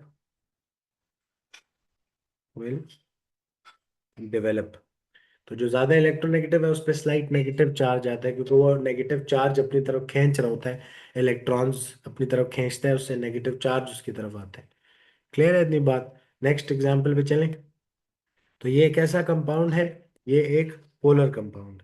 तो हम इसको अपना फाइनल कंक्लूजन लिखते हैं। रिजल्ट क्या है कि दिस कंपाउंड इज पोलर, क्योंकि इसमें सेपरेशन ऑफ चार्जेस नजर आ रही है आपको। ठीक है। इसी तरह सेकेंड एग्जाम्पल देखते हैं। सेकेंड एग्जाम्पल है हमारे पास, हम कर लेते हैं जी अल्कोहल की एक। तो आपके पास है जी CH3CH2 single bond O single bond H। ठीक है। ऑक्सीजन के बाद दो बॉन्ड्स बने हुए हैं, तो दो लोन पेयर्स भी इसके पास इधर पड़े हुए होते हैं। अच्छा, अब देखें अगर, तो क्या ये एक पोलर कंपाउंड है या नहीं है, तो चेक करते हैं अगेन। सारे कार्बन हाइड्रोजन बॉन्ड्स तो कैसे होते हैं, जितने कार्बन हाइड्रोजन बॉन्ड्स हैं ये सारे कैसे हैं नेचर में? नॉन पोलर नॉन होते हैं। पोलर। इसी तरह जो कार्बन कार्बन आपस में बॉन्ड्स हैं ये भी कैसे होते हैं नेचर में? Non non polar polar. होते हैं। ठीक हो गया। तो अब हमने देखना है कि एक तो मुझे ये बॉन्ड नजर आ रहे हैं, कार्बन ऑक्सीजन बॉन्ड, इधर इलेक्ट्रोनेगेटिविटी का डिफरेंस होना चाहिए, ऐसे ही है। और एक मुझे नजर हाँ आ रहा जी। है ऑक्सीजन हाइड्रोजन बॉन्ड, जहाँ पे इलेक्ट्रोनेगेटिविटी का डिफरेंस होगा, ऐसे ही है। तो ये जो कार्बन हाँ जी। ऑक्सीजन बॉन्ड है, इन दोनों में ज्यादा इलेक्ट्रोनेगेटिव कौन है? ऑक्सीजन। तो ऑक्सीजन क्या करेगा? कार्बन के इलेक्ट्रॉन्स अपनी तरफ खींच लेगा। ऑक्सीजन पे क्या चार्ज आएगा? स्लाइट नेगेटिव, और इस कार्बन पे स्लाइट पॉजिटिव चार्ज आ रहा होगा। पॉजिटिव। इसी तरह ऑक्सीजन इस हाइड्रोजन से भी ज्यादा इलेक्ट्रोनेगेटिव है, तो ऑक्सीजन हाइड्रोजन के भी इलेक्ट्रॉन्स अपनी तरफ खींच लेगा। और हाइड्रोजन पे क्या चार्ज आएगा? स्लाइट पॉजिटिव, ऑक्सीजन पे स्लाइट नेगेटिव। ठीक है, तो मुझे बताओ कि क्या ये एक पोलर कंपाउंड है या नॉन पोलर है। पोलर ये कंपाउंड। हमारे पास पोलर कंपाउंड है।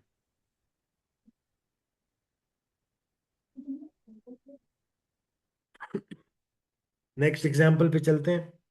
नेक्स्ट एग्जाम्पल है हमारे पास हाइड्रोजन की। हाइड्रोजन जो आपके पास है वो है जी N2H4 को बोलते हैं, दो नाइट्रोजन, और दोनों नाइट्रोजन पे एक एक हाइड्रोजन होता है N2H4 में, हाइड्रोजन में। अब चेक करते हैं क्या ये पोलर है या नॉन पोलर है। तो पहले क्या चेक करेंगे। अब क्या नाइट्रोजन हाइड्रोजन बॉन्ड्स जो हैं उनको हम नॉन पोलर कंसिडर करते हैं। नहीं, पोलर नहीं है। करते। सिर्फ कार्बन हाइड्रोजन बॉन्ड्स जो है उनको नॉन हम्म, पोलर कंसिडर किया जाता है, क्योंकि वहां पे बहुत छोटा डिफरेंस है इलेक्ट्रोनेगेटिविटी का। बट हम्म, नाइट्रोजन तो one of the most electronegative atoms में आता है। ठीक है, तो इसका मतलब है कि अच्छा, एक और बात, क्या ये नाइट्रोजन और नाइट्रोजन के दरमियान में जो आपस में बॉन्ड है क्या ये पोलर होगा। नहीं, ये नॉन पोलर है। इधर कोई इलेक्ट्रोनेगेटिविटी का डिफरेंस इन दोनों के बीच में नहीं है, तो ये नॉन पोलर ही रहेगा। बट क्योंकि नाइट्रोजन हाइड्रोजन के बीच में पोलैरिटी है, का डिफरेंस है, ठीक है, इलेक्ट्रोनेगेटिविटी का, तो नाइट्रोजन क्या करेगा, इस वाले हाइड्रोजन के भी इलेक्ट्रॉन्स अपनी तरफ, इस वाले हाइड्रोजन के भी इलेक्ट्रॉन्स अपनी तरफ, जिसकी वजह से नाइट्रोजन पे कैसा चार्ज डेवलप होगा, स्लाइट नेगेटिव, और इन हाइड्रोजन पे कैसा आएगा, स्लाइट पॉजिटिव। इसी तरह दूसरे नाइट्रोजन को देखें तो उसने इस हाइड्रोजन और इस हाइड्रोजन का इलेक्ट्रॉन अपनी तरफ खींचे होंगे, तो उस पे स्लाइट नेगेटिव चार्ज, इस पे स्लाइट पॉजिटिव, एंड इस पे स्लाइट पॉजिटिव चार्ज डेवलप हो जाएगा। ठीक है, तो इसको हम क्या बोलते हैं फिर, ये कैसा कंपाउंड है, ये भी हाइड्रोजन जो है ये एक पोलर कंपाउंड है। पोलर कंपाउंड है। ठीक है, और क्योंकि नाइट्रोजन तीन तीन बॉन्ड्स बना रहे तो हर नाइट्रोजन के पास एक एक लोन पेयर भी इधर पड़ा हुआ।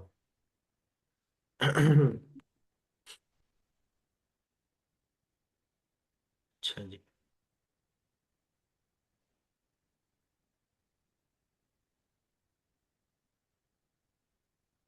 नेक्स्ट एग्जाम्पल पे चलते हैं। ऑफ इथेन, आपने नाम सुना होगा, एक एल्केन है दो कार्बन वाला, उसको हम इथेन का नाम देते हैं। तो इथेन होता है CH3 अटैच्ड विद CH3। अब बताओ मुझे क्या ये एक पोलर कंपाउंड है या नॉन पोलर कंपाउंड है। ये नॉन पोलर। जी, ये एक नॉन पोलर कंपाउंड है, क्योंकि इसमें सिर्फ कार्बन और हाइड्रोजन बॉन्ड्स और कार्बन कार्बन बॉन्ड्स नजर आ रहे हैं। तो ये जितने भी हम्म, कार्बन हाइड्रोजन बॉन्ड्स हैं ये सारे कैसे हैं, नॉन नॉन पोलर। पोलर। इसी तरह ये जो कार्बन कार्बन बॉन्ड है ये भी कैसा है, नॉन पोलर। तो नॉन कहीं पोलर। पे भी पोलर बॉन्ड नहीं नजर आ रहा, इसका मतलब है पूरा मॉलिक्यूल ही क्या है, नॉन पोलर। ठीक है, तो ये एक नॉन पोलर कंपाउंड है इथेन जो है। नेक्स्ट एक थोड़ी ट्रिकी एग्जांपल पे आते हैं कि हमारे पास कार्बन डाइऑक्साइड अगर दे दें, CO2, तो इसमें क्या ये पोलर होना चाहिए या नॉन पोलर होना चाहिए, इस पे बात करते हैं।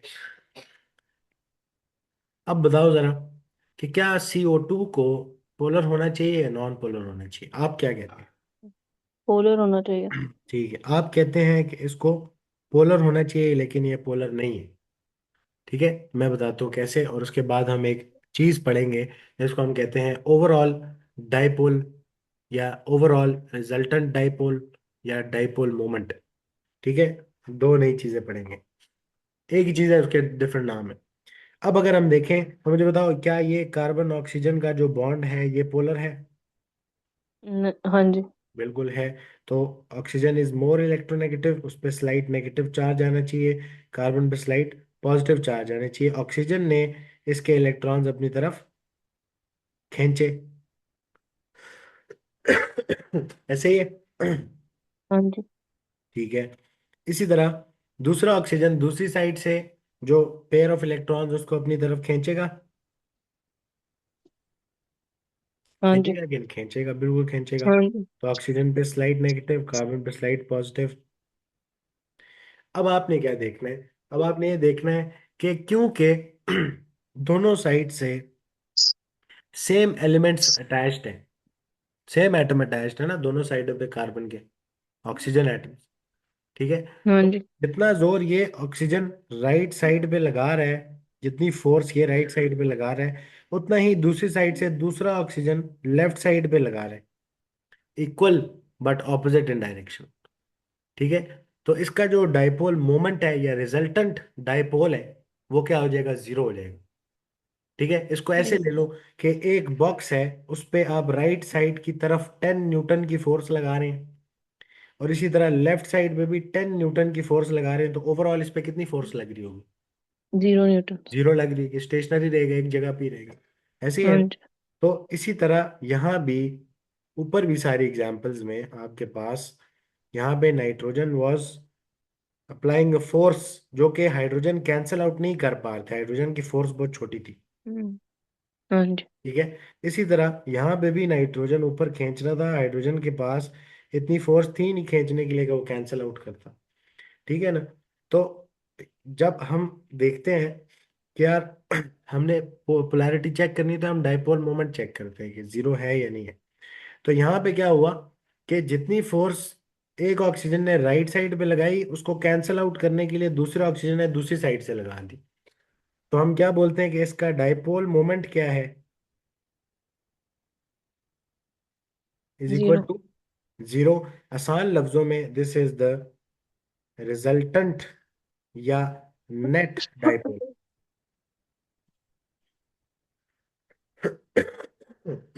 तो वो कितनी है लग रही है? जीरो लग रही है, ठीक है ना।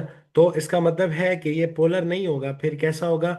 नॉन पोलर होगा, और इसको जब बनाएंगे तो नॉन पोलर ही बनाएंगे, चार्जेस नहीं दिखाएंगे फिर इस पे। यानी कार्बन डाइऑक्साइड पे कोई भी चार्जेस नहीं होते ऊपर, ठीक है। तो ये हमारे पास एक नॉन पोलर है, कंपाउंड है। ठीक है। तो अपने पास इसी के साथ एक नोट लिख लें, इसी के साथ एक नोट लिखो यहाँ पे, ताकि ये बात याद रहे। हम नोट में लिखेंगे, overall this compound is non polar because it's dipole moment is zero. Overall this compound is non polar because it's dipole moment, exact लफ्ज ये है। रिजल्टेंट डाइपोल आप अपने लिए आसानी के लिए रखो कि रिजल्टेंट फोर्स कितनी लगी इसमें? जीरो लगी। जितनी राइट लग रही थी उतनी लेफ्ट लग रही थी, because it's dipole moment is zero. और डाइपोल मोमेंट समझने के लिए एक बॉक्स बना लो, 10 न्यूटन राइट साइड पे, 10 न्यूटन लेफ्ट साइड पे। तो 0 न्यूटन, 0 न्यूटन हमारी रिजल्टेंट फोर्स है बेसिकली।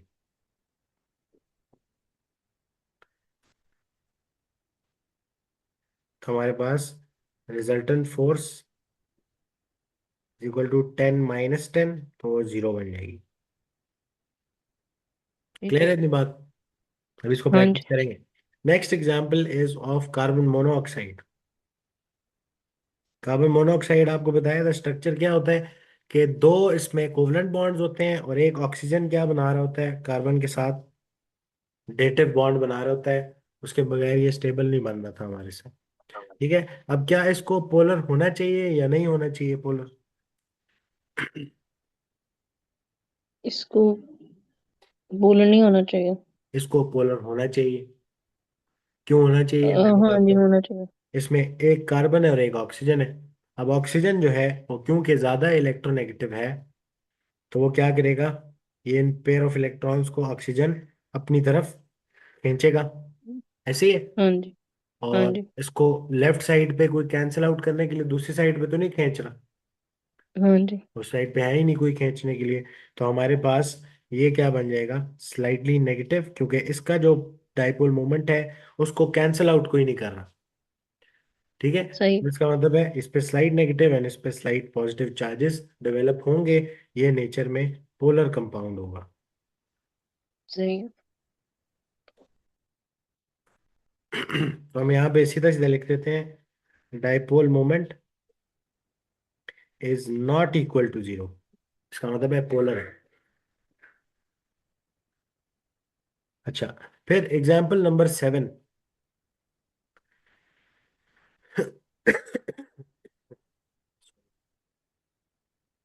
आपके पास एक कंपाउंड है क्लोरीन CCl4, इसको कहते हैं, एक सॉल्वेंट के तौर पे इस्तेमाल होता है, ऑर्गेनिक सॉल्वेंट के तौर पे। हमारे पास CCl4 जो है उसका इस तरह का कुछ एक स्ट्रक्चर है, इस स्ट्रक्चर को हम टेट्राहीड्रल बोलते हैं। ठीक है, तो जो CCl4 है इसमें आपके पास, क्या आपको क्या लगता है, ये पोलर कंपाउंड है या नॉन पोलर है?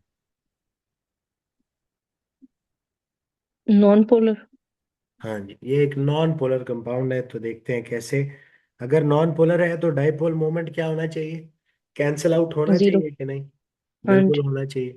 हम देखते हैं कहाँ कहाँ पे जोर लग रहा है। अब कार्बन और क्लोरीन में से ज्यादा पोलर कौन है? क्लोरीन। तो वो क्या करेगा, इसको अपनी तरफ ऊपर खींचेगा। यहाँ से ये क्लोरीन थोड़ा फ्रंट की तरफ खींचेगा, यहाँ से ये क्लोरीन अपनी तरफ इधर खींचेगा, यहाँ से ये क्लोरीन अपनी तरफ इधर खींचेगा। ठीक है, यानी इधर स्लाइट नेगेटिव चार्जेस डेवलप होने चाहिए थे, बट जब आप इसकी रिजल्टेंट डाइपोल देखते हो या ओवरऑल डाइपोल देखते हो तो वो जीरो आती है। कैसे? कि ये जितनी फोर्सेस हैं जो डिफरेंट मल्टीपल डायरेक्शंस में लग रही है इस तरह करके, इन सारों को ये ऊपर वाली फोर्स क्या कर देती है, कैंसिल आउट। कैंसिल आउट कर देती है। तो हमारे पास इधर रिजल्टेंट डाइपोल क्या बन जाता है, जीरो बन जाता है। जीरो। ठीक है, एक दूसरे को सारी फोर्सेस क्या करती हैं, कैंसिल आउट। तो इसका मतलब है ये कैसा कंपाउंड होगा, नॉन पोलर, बिकॉज रिजल्टेंट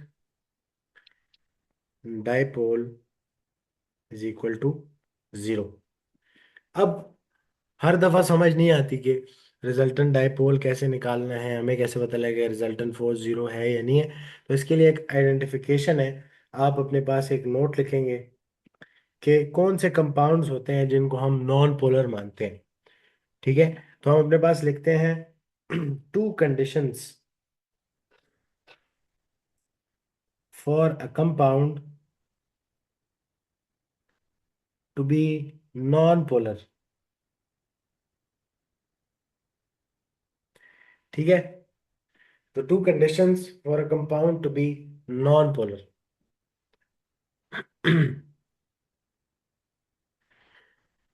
तो एक कंपाउंड को नॉन पोलर होने के लिए सबसे पहली जो आपके पास शर्त है वो ये है कि central atom must not have a lone pair.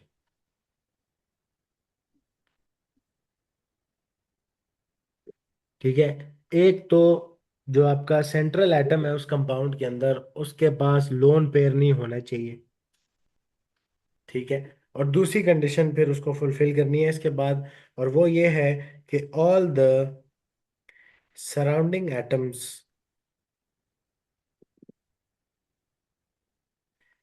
Must be same.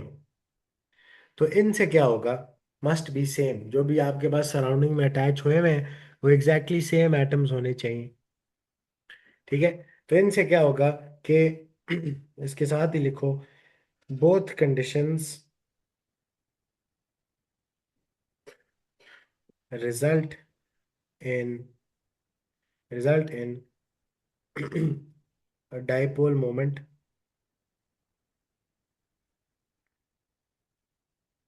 of zero. Hence, a non-polar compound will be identified.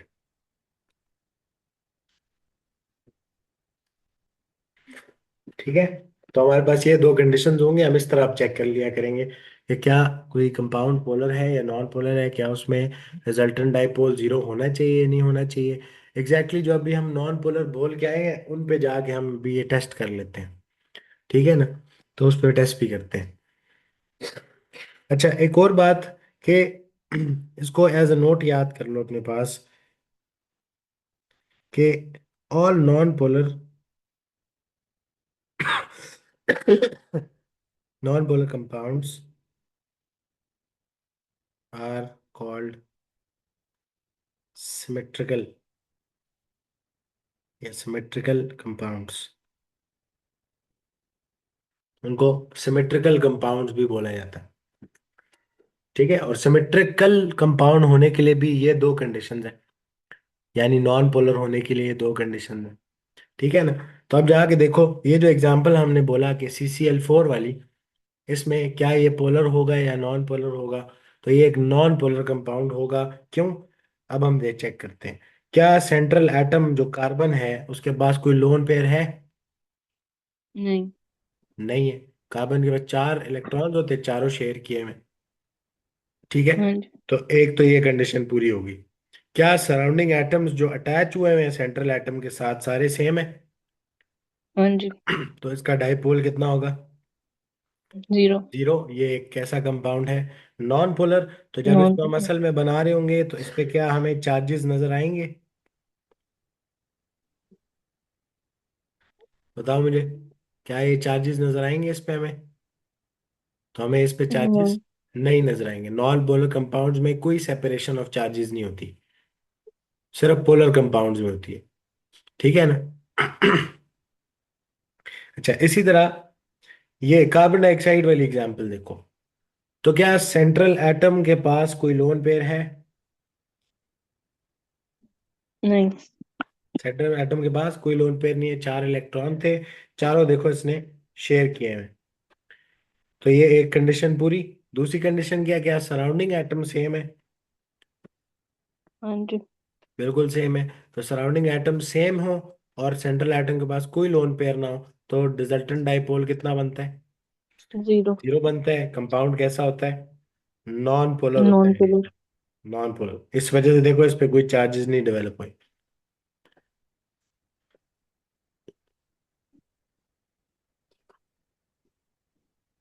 अच्छा, इस वजह से इस पे कोई भी चार्जेस डेवलप नहीं हुए हमें नजर आए, ठीक है। तो जो नॉन पोलर कंपाउंड्स हैं आइडेंटिफाई करने के बाद उन पे कभी भी सेपरेशन ऑफ चार्जेस नहीं दिखाते। अब कुछ फर्दर एग्जांपल्स देखते हैं जिससे हमारी और प्रैक्टिस हो इसकी। तो नेक्स्ट हमारे पास है CH4, मीथेन। CH4 होता है आपके पास ऐसे। अब एक तो हमें वैसे ही पता है कि कार्बन हाइड्रोजन जो है सारे बॉन्ड्स है क्या है? नॉन पोलर है।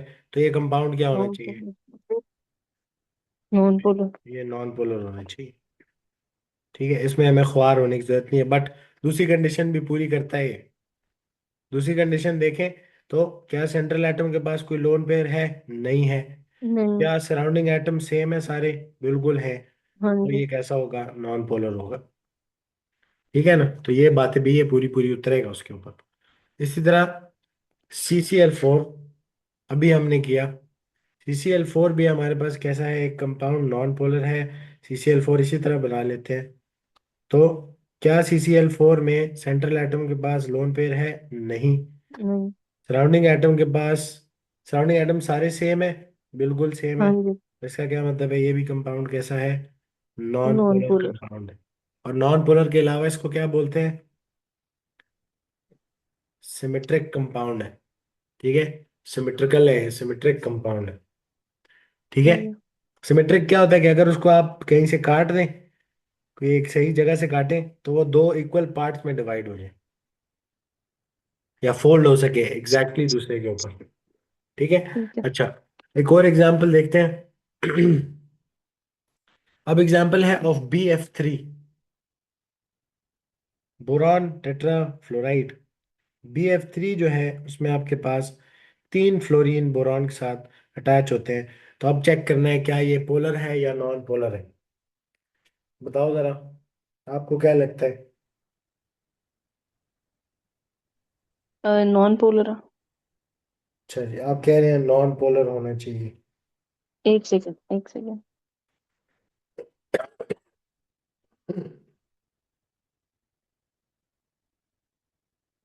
जी, नॉन नहीं, ये पोलर। पोलर होगा। नॉन पोलर ही होगा। बोरान किस ग्रुप से है? क्यों? ग्रुप 5 से। बोरान ग्रुप 5 से है, ग्रुप 3 से है? ग्रुप 3 से, सॉरी। हाँ। बोरान होता है B511 ना, तो 2,3 इसकी इलेक्ट्रॉनिक कॉन्फ़िगरेशन है। ग्रुप 3 से है।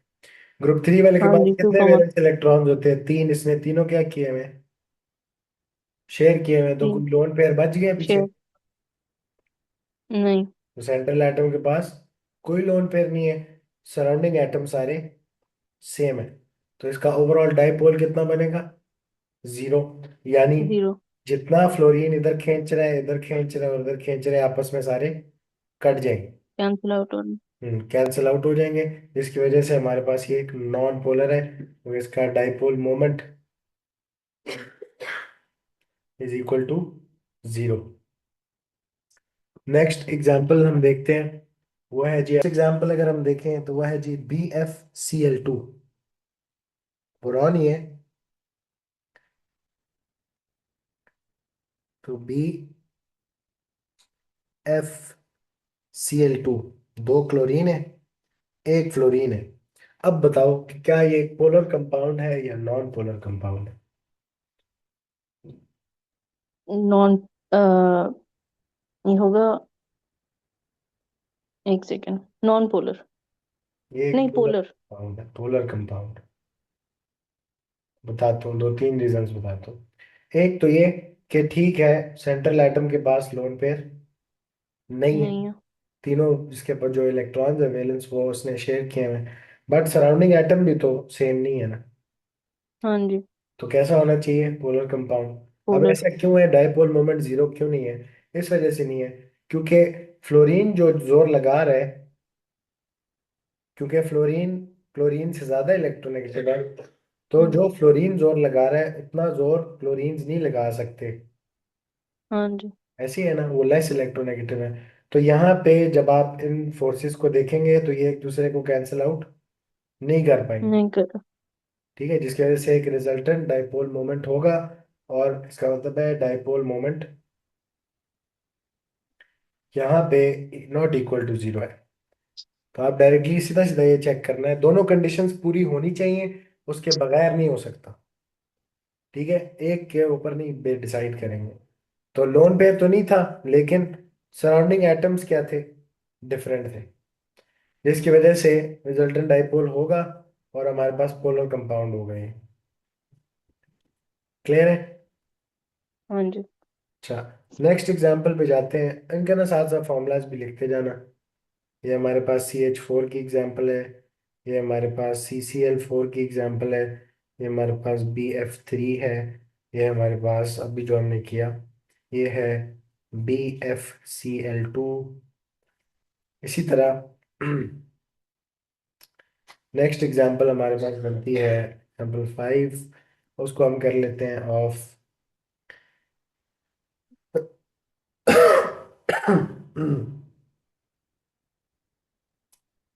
NH3। NH3 में आपके पास नाइट्रोजन तीन हाइड्रोजन्स के साथ जुड़ा होगा। और नाइट्रोजन जो है वो ग्रुप 5 से है ना, तो इसके पास 5 इलेक्ट्रॉन्स होते हैं। 5 का मतलब है तीन तो उसने शेयर किए हुए हैं, दो बाकी किस तरह पड़े होंगे इसके पास? एज लोन पेयर लोन पड़े पे। होंगे। ठीक है, तो ये इसका स्ट्रक्चर बनता है। अब देखते हैं कि क्या ये एक पोलर कंपाउंड है या नॉन पोलर कंपाउंड है। तो ये कैसा कंपाउंड होगा? Polar sorry, compound. इधर पोलर कंपाउंड में तो हमने चार्जेस डाले ही नहीं। तो यहाँ पे आपने सेपरेशन ऑफ चार्जेस दिखानी होती है ना। तो इसका मतलब है फ्लोरीन ज्यादा इलेक्ट्रोनेगेटिव, स्लाइटली नेगेटिव चार्ज इस पे, स्लाइट नेगेटिव चार्ज इस पे, स्लाइट नेगेटिव चार्ज इस पे। और यहाँ पे बोरॉन पे स्लाइट पॉजिटिव चार्ज। पॉजिटिव। तीनों सराउंडिंग एलिमेंट्स इससे इलेक्ट्रॉन्स को खींच रहे होंगे। ठीक है, तो जितना इधर क्लोरीन खींच रहा है, इधर आपके पास ये क्लोरीन खींच रहा है, इधर आपके पास फ्लोरीन ज्यादा थोड़ा सा खींच रहा है। Next NH3। NH3 में क्या सेंट्रल एटम के पास लोन पेयर है? हाँ जी। तो यहीं से हमें पता लग जाना चाहिए कि एक ऐसा कंपाउंड होगा नेचर में, पोलर पोलर कंपाउंड। कंपाउंड होगा।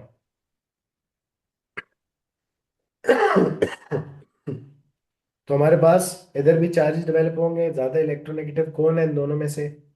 नाइट्रोजन। तो नाइट्रोजन पे स्लाइट नेगेटिव और यहाँ पे स्लाइट पॉजिटिव चार्जेस डेवलप होंगे। नाइट्रोजन इन सब के इलेक्ट्रॉन्स अपनी तरफ खींचेगा। ठीक है। हाँ जी।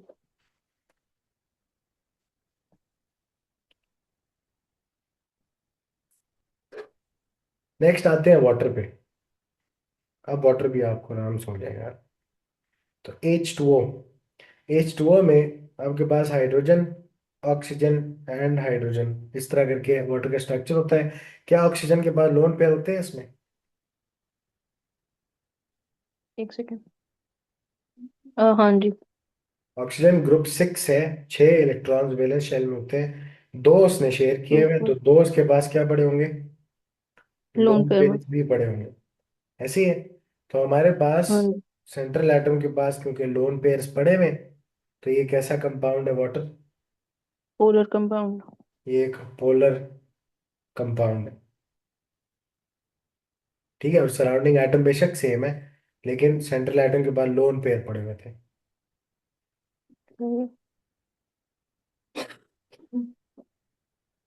तो इधर चार्जेस कैसे डालेंगे? ऑक्सीजन पे स्लाइट नेगेटिव चार्ज, ज्यादा इलेक्ट्रोनेगेटिव है, और इन दोनों हाइड्रोजन्स पे स्लाइट पॉजिटिव चार्ज आएंगे। इसी तरह एक एल्कीन है, इथीन। इथीन होता है C2H4। C2H4। इथीन का जो स्ट्रक्चर है, इट इज लाइक दो कार्बन डबल बॉन्ड बनाते हैं आपस में, और 4 हाइड्रोजन्स इस तरह करके जुड़े होंगे। अब आपने डिसाइड करना है कि क्या ये एक पोलर कंपाउंड है या नॉन पोलर कंपाउंड है। तो यहाँ पे तो हमें वो बात भी अप्लाई करने की जरूरत नहीं है। सीधा सीधा हमें पता है, जितने भी कार्बन कार्बन बॉन्ड्स हों या कार्बन हाइड्रोजन बॉन्ड्स हों, ये सारे क्या होते हैं? Non polar. मॉलिक्यूल ही कैसा है? नॉन। तो सर सारे एल्केन्स और एल्कीन्स होते हैं वो नॉन पोलर होंगे। यस। सारे alkanes and alkenes are non polar.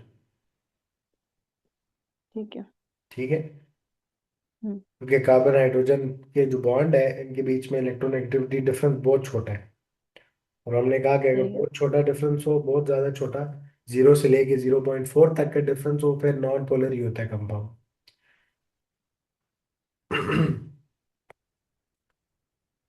अब एक और एग्जांपल है इसी से मिलती जुलती। वो ये है कि अगर आपके पास C2H2Cl2 होता, यानी इसी में, इसी इथीन में आपके पास दो हाइड्रोजन ऊपर लगे होते, दो क्लोरीन जिस तरह नीचे लगे होते, तो अब क्या ये एक नॉन पोलर कंपाउंड होता है या पोलर कंपाउंड होता? पोलर कंपाउंड होता। बिल्कुल। इस टाइम पे ये पोलर है, क्योंकि क्लोरीन, अच्छा, कार्बन हाइड्रोजन बॉन्ड्स तो नॉन पोलर है, हमने सिर्फ कार्बन क्लोरीन बॉन्ड्स देखने हैं। तो क्लोरीन अपनी तरफ खींचेगा इलेक्ट्रॉन स्लाइड नेगेटिव, ये कार्बन स्लाइड पॉजिटिव। इसी तरह ये क्लोरीन अपनी तरफ खींचेगा इलेक्ट्रॉन्स, ये आपके पास स्लाइड पॉजिटिव हो जाएगा कार्बन, ये स्लाइड नेगेटिव हो जाएगा क्लोरीन। इनको कैंसल आउट करने के लिए कोई ऑपोजिट डायरेक्शन में फोर्स नहीं है। ऐसे ही है ना? हाँ जी। तो हमारे पास ये एक पोलर कंपाउंड है।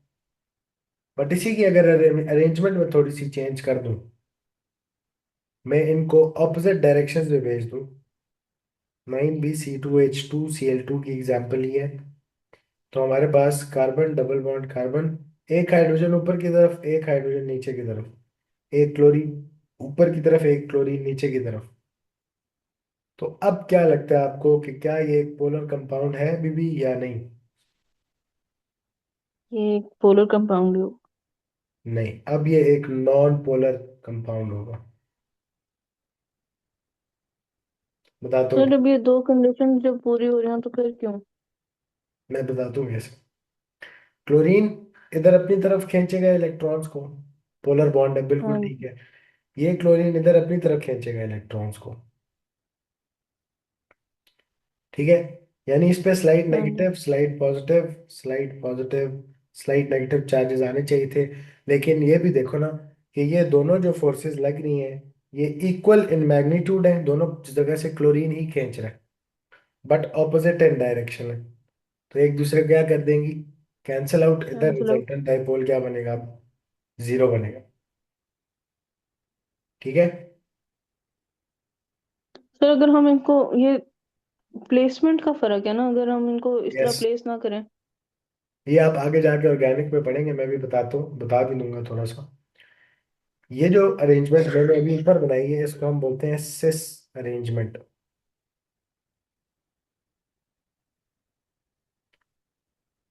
सिस अरेंजमेंट इसको बोलते हैं, ठीक है। और ये जो नीचे वाली है, इसको हम बोलते हैं ट्रांस अरेंजमेंट। ट्रांस अरेंजमेंट में जो दो सेम ग्रुप्स होते हैं वो ऑपोजिट साइड्स पे होते हैं, जिसकी वजह से डाइपोल मोमेंट क्या हो गया, कैंसल आउट हो गया।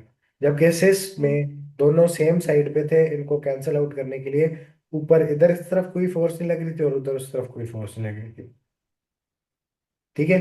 तो ये थोड़ा सा आगे जाके ठीक है। हम पढ़ेंगे। अभी के लिए एज ए स्पेशल केस इसको याद रखना है कि सिस ट्रांस वाली अरेंजमेंट्स भी होती हैं, उसमें इस तरह फिर चेक करना है बस, ठीक है। ठीक है।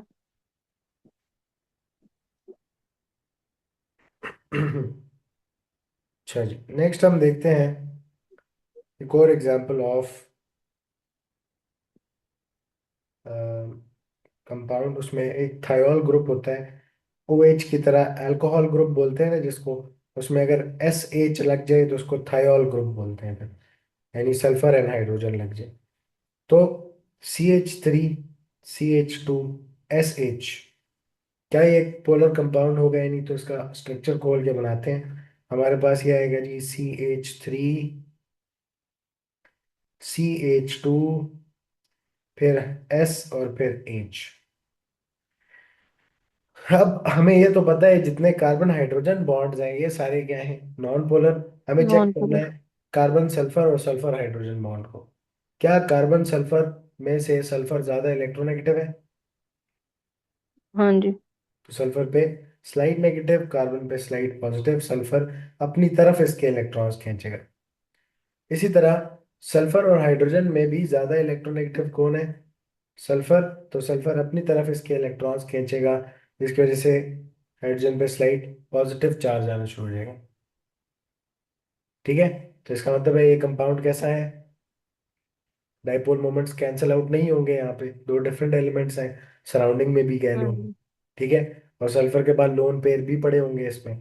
तो इसका मतलब है हम्म। कि ये कैसा कंपाउंड है, polar. Non non sorry, polar sir. Polar polar नहीं। पोलर कंपाउंड है ये एक। साथ हानिया बैठी हुई है। नहीं सर, मैं ही हूँ। अच्छा अच्छा, मैंने कहा इतना शौक चढ़ गया हानिया को कि अभी से ए लेवल वाली भी पढ़ना शुरू कर दी। अच्छा, नेक्स्ट लास्ट एक एग्जांपल करते हैं।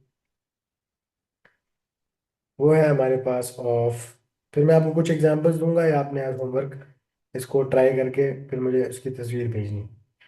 CH3, CH2, या चलो CH2 नहीं करते, COOH। एक और है हमारे पास, इसको हम एथनोइक एसिड बोलते हैं, ठीक है। एक कार्बोक्सिलिक एसिड है। तो हमारे पास CH3, C double bond O, single bond OH।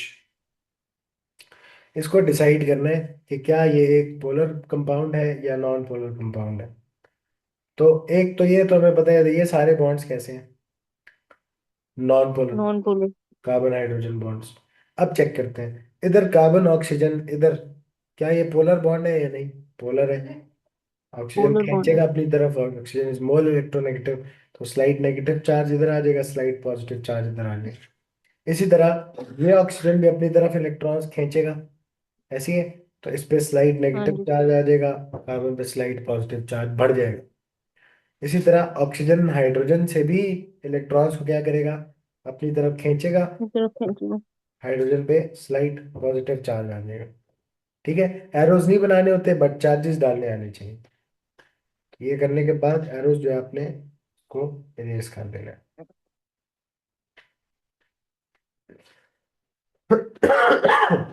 Clear इतनी बात? हाँ जी। चलो अब प्रैक्टिस के लिए कुछ क्वेश्चंस दे रहा हूँ, ये आपने एज होमवर्क इनको करना है। 10 एग्जाम्पल्स दूंगा। इसमें एक तो हमारे पास है H2S, एग्जाम्पल नंबर 1। स्ट्रक्चर अगर अभी नहीं बना सकते तो वैसे तो H2O की तरह इसका भी फॉर्मूला है H2S का। बाकी लोन पेज आपने खुद डिसाइड करने होंगे या नहीं होंगे। Second example is of HF, ये होता है hydrogen single bond fluorine. Third होता है हमारे पास PCl3, इसका स्ट्रक्चर है इस तरह करके। फिर हमारे पास है silicon tetrafluoride SiF4। Silicon is from group 4, 4 bond बनाता है, चारों फ्लोरीन के साथ बनाएंगे। अच्छा, फिर हमारे पास है एग्जाम्पल 5, C2H6, ये एक एल्केन है। ये अभी हम करके आ चुके हैं लेकिन चलो दोबारा आपने खुद से इसको सोच के करना है। एग्जाम्पल 6 है हमारे पास HBr, इसका structure is hydrogen single bond bromine. फिर हमारे पास है 7, CH3CH2Cl, इसको हम बोलते हैं क्लोरो इथेन।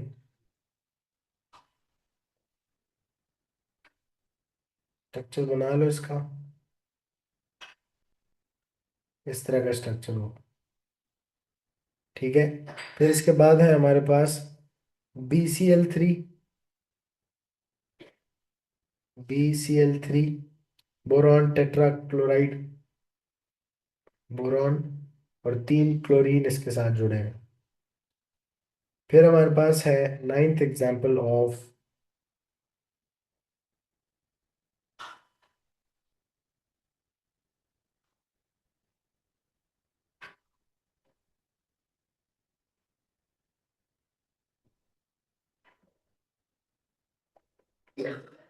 CS2, ये कार्बन डाइऑक्साइड की तरह ही दो सल्फर्स डबल बॉन्ड बना रहे होते हैं लेफ्ट राइट।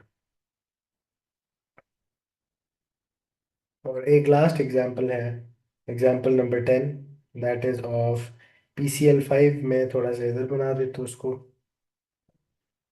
PCl5 की एग्जाम्पल जो है उसमें फॉस्फोरस के साथ 5 क्लोरीन जुड़े हुए हैं।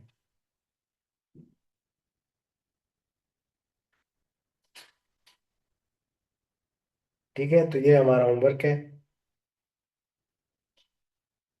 इसको हमने अटेम्प्ट करना है 10 मार्क्स पे। 10 मार्क्स में से देखो कितने आते हैं। Okay sir. काउंट चेक करना चाहते हैं तो ये आपके पास जो H2S है, this is a polar compound. HF is a polar compound. PCl3 is a polar compound.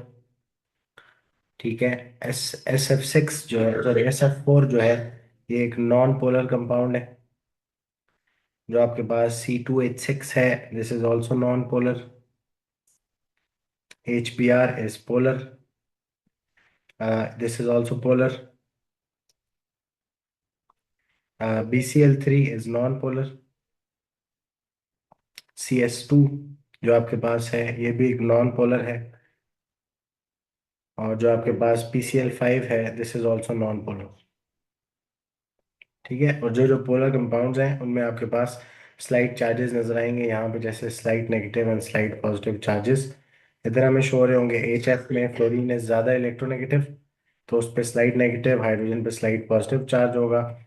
इसी तरह PCl3 में आपके पास फास्फोरस और क्लोरीन में से ज़्यादा इलेक्ट्रोनेगेटिव कौन होगा? फास्फोरस ज़्यादा इलेक्ट्रोनेगेटिव है, उस पर स्लाइड नेगेटिव, और इन क्लोरीन्स पे स्लाइड पॉजिटिव चार्जेस होंगे आपके। ठीक है, इसी तरह SF जो आपके पास बाकी सारे जो है, ये दो एग्जांपल्स नॉन पोलर हैं। HBr में इस पे स्लाइड नेगेटिव, इस पे स्लाइड पॉजिटिव चार्ज होगा।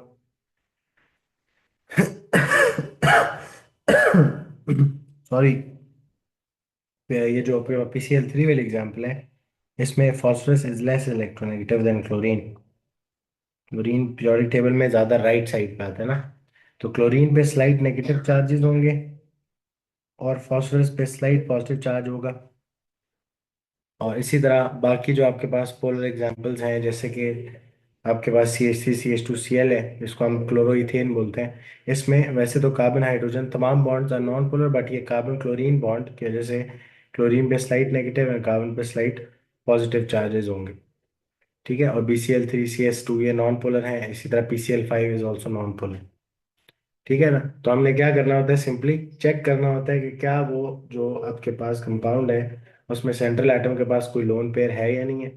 और अगर कोई लोन पेयर नहीं है तो क्या सराउंडिंग एटम्स तमाम सेम है। अगर सेम है और लोन पेयर भी नहीं है तो इसका मतलब है नॉन पोलर होगा। अगर लोन पेयर है या सेम एटम्स नहीं लगे हुए तो फिर पोलर होगा। चार्जेस आपने लाजमी लगाने हैं। आज का हमारा टॉपिक है